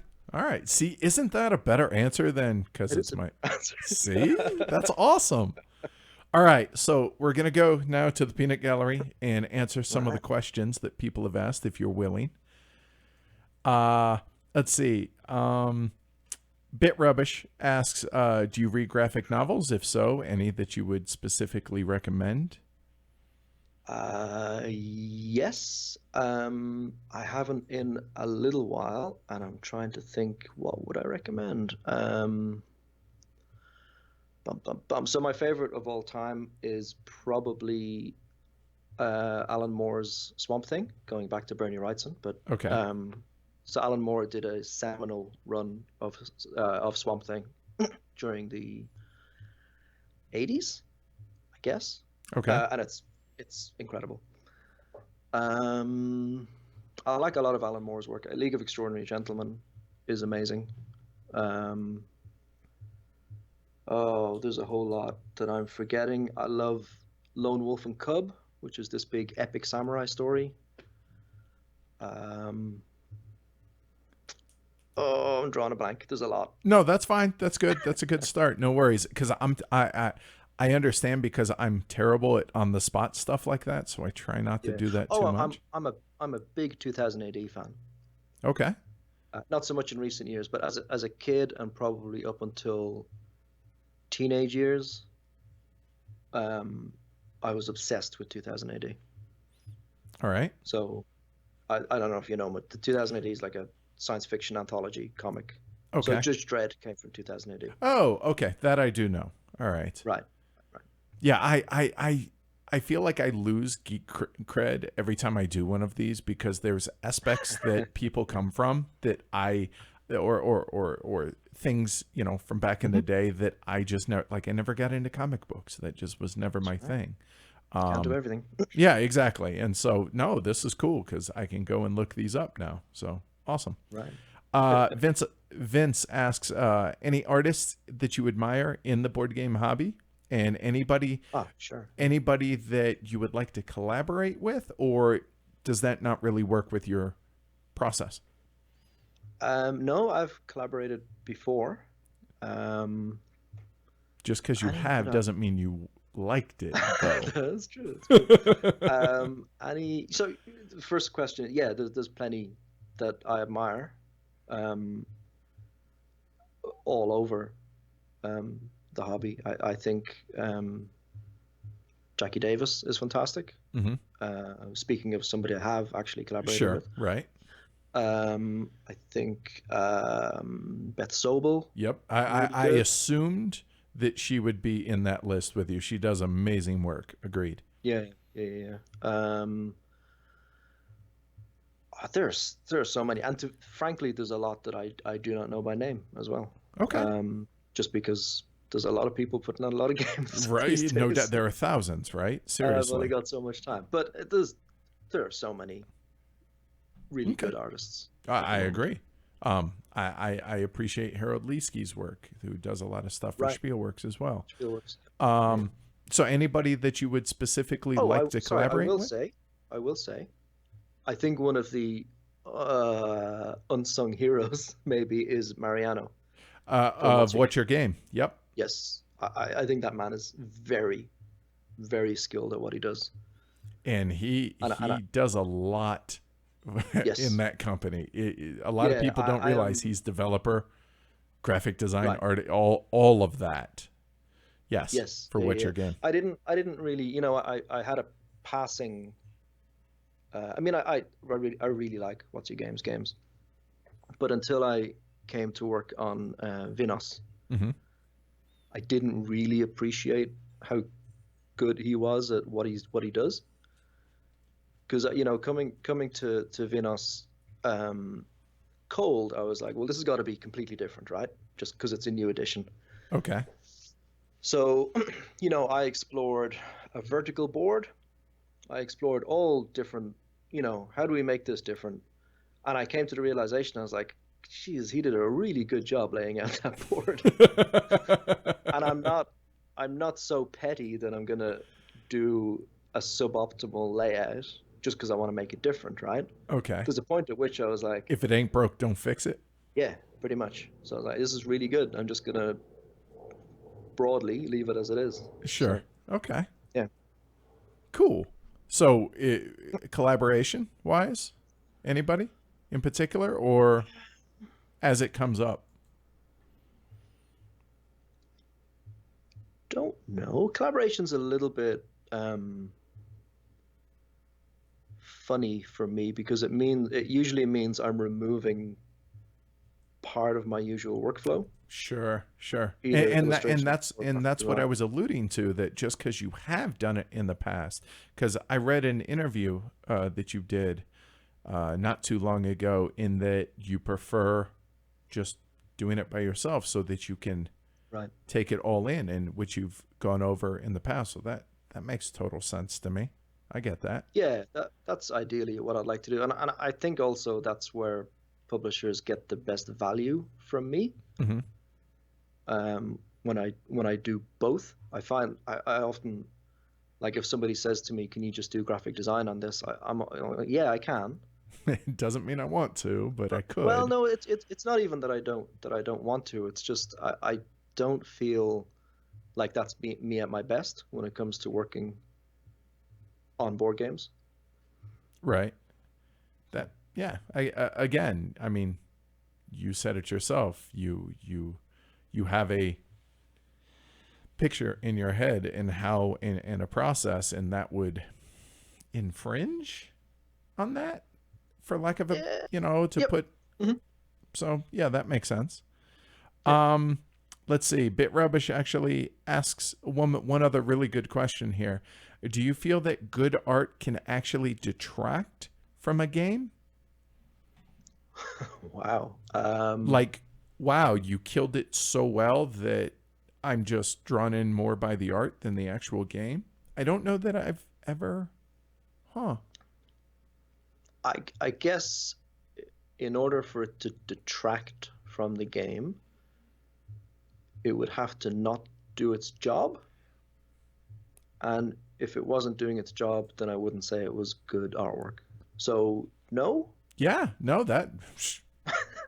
Yeah, that. I, Okay, I, that I makes guess. sense. I mean, I can see, form over function being a problem, Uh huh. where people are paying much more attention to, how something looks than how it operates. So that can definitely be a problem. And even if the artwork, even if it looks beautiful to look at, to hang on your wall, if it doesn't function right, then sure, I can, yeah. I mean, in And, that case, I guess. and But I would assess that as not good artwork, though. right, Or because it failed not at its main successful. mission, right? Yes, right, right, right. Okay. And by the way, that really warms my heart, knowing that function trumps form for you. Right. That, I Okay. mean, I mean, I know this because I've played games that you've illustrated, done graphic design work for, but as you get into heavier games, as we kind of alluded to earlier, that Yep. function becomes paramount to. I mean, if you're Yes. sitting over a game for 3 hours and it's late at night and maybe you don't have ideal lighting, I want to be able to see clearly whatever the main purpose of the game is. Yep. Everything else is secondary, I feel like. Now, Yeah. Right. that's not to diminish it, but the whole purpose, as you've said previously, is to convey the information first and foremost, Yep. right? Yep. Absolutely. And All right. it's also um to enhance the gameplay, Yes, right? yes. So things should be in a logical position, and things should flow from here to there. I mean, a good example is the treasury track in Lisboa in Vital's prototypes. I think was over on the right hand side or the left hand side. I'm not sure, Okay. and it became pretty apparent to me that it should be right in the middle because it relates equally to Both both sides, sides. to both elements of the board. It's a centerpiece. So that's the sort of thing where design should help you understand the relevance of things to each other. So that little nugget there at the end there never would have occurred to me, but now that you point it out, I'm like, oh yeah, obviously it should be Right. in the middle. but I never would have considered that. That's fascinating to me. And that shows the skill and I would say experience that type thing comes with experience, I would think. Right. Yeah. And, okay. And so And lots and lots of talent. So Vital is busting on me in chat right now. And okay, so our one big critique of the graphic design of Lisboa. So here, I have you here. So before we finish up, let me ask that. How small the numbers are, the reference number on the clergy tiles? Yeah, they're pretty small. Yep. So okay, defend that. I'm gonna give you a decision to make, and I'm gonna turn it over to you. Okay. All right. So each of those tiles is less than there's something like 25 centimeters square. 25 millimeters square. I'm sorry. Okay. They're like 5/8 inch, 3/4 inch, somewhere around there. Yes. Sure.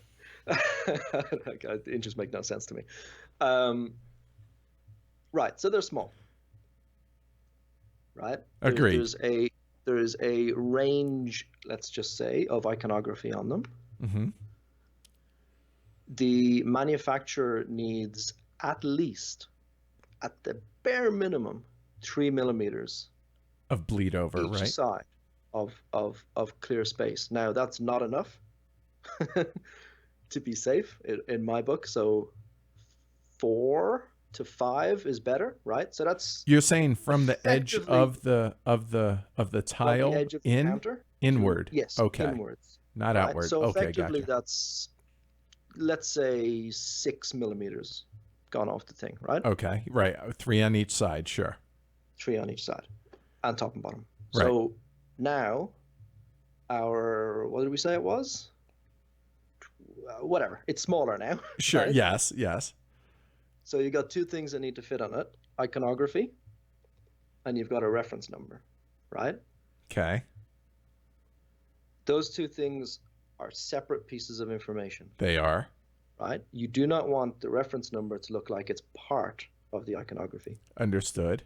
Right? So if I'm saying you get 2 coins and there's a number 4 under it, and those 2 things look too similar in size. So do I get 2 coins or do I get 4 coins? Understood. Right. This comes down to visual hierarchy, right? So what is the most important thing? The most important thing, unquestionably, I would argue, is the iconography. 100% right? Agree with you on that. Yes. So there's it's just one of those push-pull things that if this text even gets 1 point bigger, could it or a little bit more bold, which is probably what you were going to say next. It is. You're right.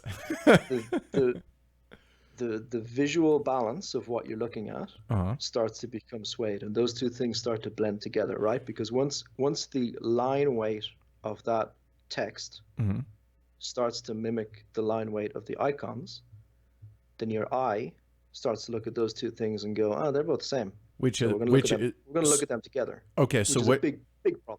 To make sure that I'm understanding, so what you're saying is because the iconography should take precedence, that you don't want your eye fighting or trying to have to make the decision, which is the real main focus.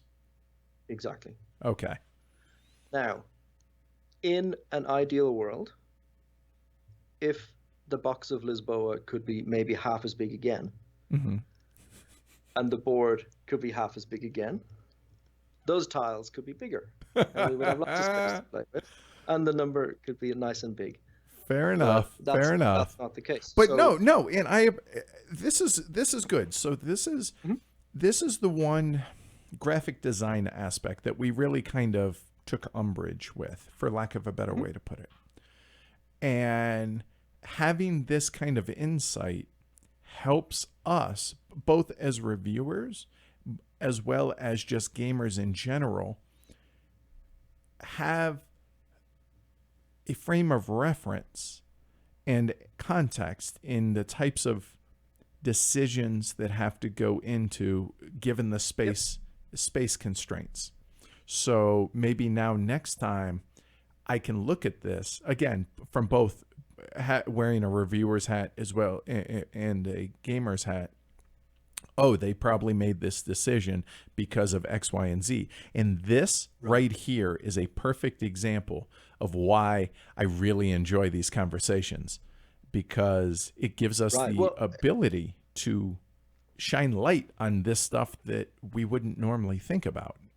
Yeah. Now, I mean, that's not to say that for a number of people, that's not going to be an issue, which Sure. is where, as a reviewer, that's, I'm never going to take umbrage with people saying this is too small or this is too big.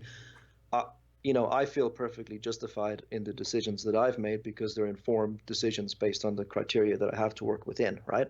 Fair. The board can't get bigger. Sure. God knows the box can't get bigger. Please no. So yeah, so there's a finite amount of space, and it is what it is. When I mentioned late art playtesting, Mm-hmm. which is when I'm almost finished with the artwork, I'll make a full prototype, and I'll bring it around to different groups, and we'll playtest it, right? Mm-hmm. I did that I think, definitely more than any other game with Lisboa. And the thing I always make a point of doing is playtesting without a player aid. Never use a player aid, right? Because I think that if you're relying on the player aid fully, then I think that's an issue, because once you get past the learning of the game, I think the components, I know the player aid is a component, but the gameplay Understood. Right. Yeah. should mostly do enough to remind you, right? And I 100% agree. Again, the information should be either easily visible or committed to memory, or easily consistent enough to be able to be committed to memory. Yes, yeah, and this comes down to 100,000 tiny decisions about what's more important than what, right? So when we look at putting reminders on player boards or on the board or whatever, it becomes a decision based on, how often, at what stage in people's experience with this game are we pitching this, right? Because if we were saying, okay, let's make this for everybody's first game, then all of those icons would be huge, right? Sure. Because you're learning the game. So all of the things that you need to learn the game, all the little hints and things, should be 3 times the size. Right? They should be enormous. But once you know the game. But we can't do that, right? So we understand that, somebody who buys a game that looks like Lisboa is already invested in a pretty in-depth learning experience, right? Sure. That fair. Yes. So we say, okay, the audience for this game, we've got a little bit of leeway, I guess. No. Right? That makes sense.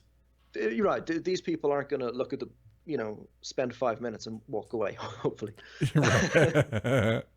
And the hope is that, after your first, second game, or whatever, depending on the complexity of the game and the type of player you are, et cetera, et cetera, et cetera, that the information you need is there, but it's not jumping out at you all the time, because theoretically you don't need it anymore, right? Sure. But if you do, it's there. Or if you have this experience, you bring in a new player, the information's there for them as well. Right. But it's not the visual focal point of the board. Yes. Yeah. And the reason I play test without player aids is because it gives me really, really useful feedback on how players interact with the rest of the elements, right? So if people do not know where to find XYZ, or they can't remember that this flows into that, or they keep forgetting to move up the treasury track when they play a card, or whatever Right. it is, right? If they are following, if I give somebody the player aids that come in the box, they will follow the steps, Mm-hmm. right? Mm-hmm. And you know, the good thing about a player aid is anyone can follow the steps, and you don't miss anything, right? Right. But that doesn't give me any useful information about how the board is operating, because if nobody misses anything, then it's all perfect, which I know it isn't at that stage, because there's always something. So And so take away you the want to player be aid. able to see where they stumble. Yeah, exactly. So I take away the player aid, I teach the game, and if anyone asks any questions past that, I usually ask them to make their best guess and Using just see, the visual yeah, cues that just are look there. at it and let me know what you think it should be. I And do wish more publishers would do this with their games in general to make better rule books, but that that right there shocks the hell out of me that as a artist, graphic designer, illustrator, that you actually go to those lengths to do that. There's no way I would have ever guessed that a uh, y- that that you comes from can't. anybody but the designer or the publisher. Oh, yeah, yeah. I mean, I don't have to do it, Sure. but I haven't done my job right if I don't do that. I don't think. I That's really don't. badass, dude. That is awesome. There's there's a lot of games that I've worked on that I don't do that with because it's not necessary, right? Some games are simple enough that, Sure. right, there's not too much to be gained. But when you're looking at something like Lisboa or the Gallerist or Venus, you, I mean, to think that you got it right first time is it's pretty ridiculous, right? It's And audacious, right? yeah, I mean, the very first playtest I did of Lisboa, and at this point I was like, ah, there's a day or two left in this job, probably. It was done.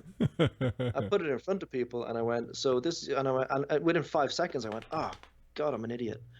And there was something on the board which was so misleading, and I just like get a big Sharpie X through it, and and if I hadn't done that, then there would be 500 threads on Board Game Geek saying, "Why is this here when it should be there?" And that right there isn't talent, that's work.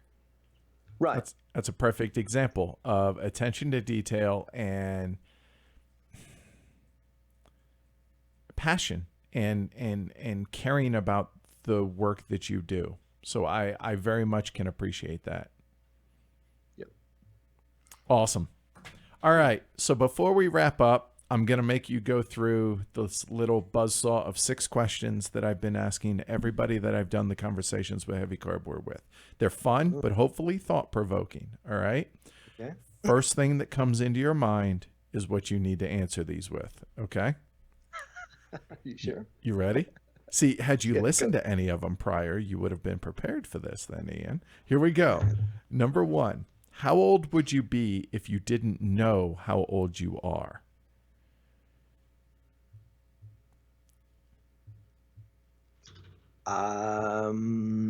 Oh wow.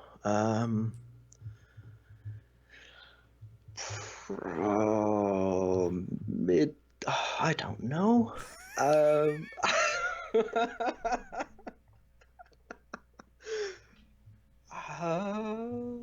that's a lot to throw at me, and I feel like I shouldn't be thinking about it this much. I don't think I would be like super young, or I'd be around about what I am. I think. I don't know. That's a really boring answer. Okay. All right. All right. So be it. Ian O'Toole. Boring answer.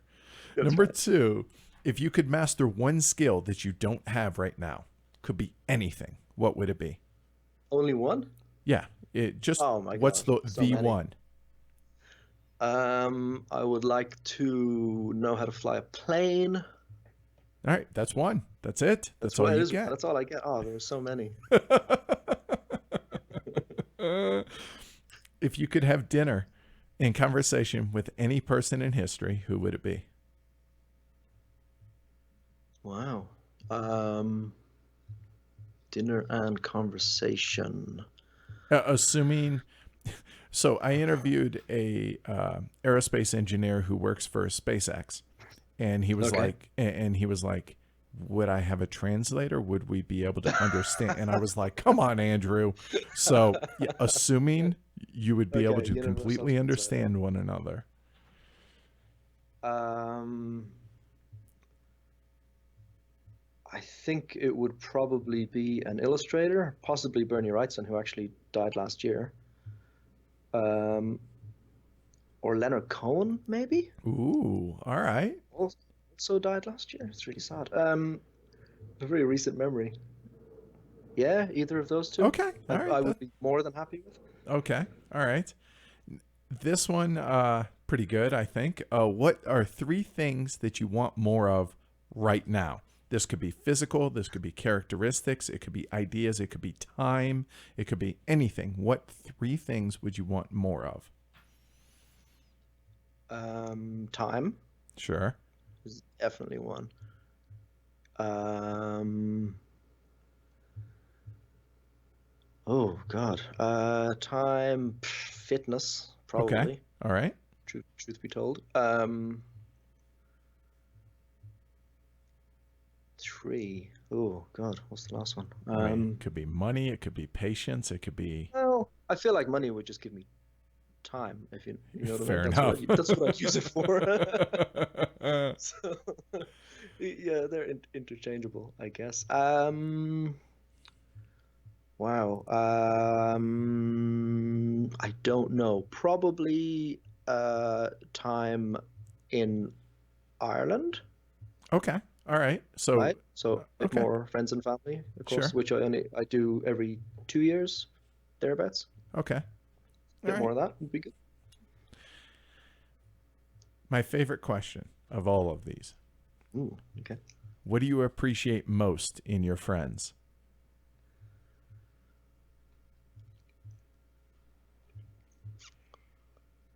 Oh, transparency I like that. Good in a answer. in a in a in a good way. I don't have any time for people being well opaque. Sure. I don't have time to guessing about what people mean and what they you know what yeah just what people really mean. All I right. just as soon not give it any thought and that'll be that. That's awesome. All right. Last one. And I have yet I'm thinking about changing this one because it's always a softball. But what is Okay. your absolute dream job? Okay. Um, I feel like it's pretty close to what I do now, except that I have to put in really long hours. So this, but with less hours, Okay, fair enough. let's say. All right. Awesome. That's all I got. That was Cool. truly amazing. That was really enjoyable today. So hopefully you enjoyed it, Ian.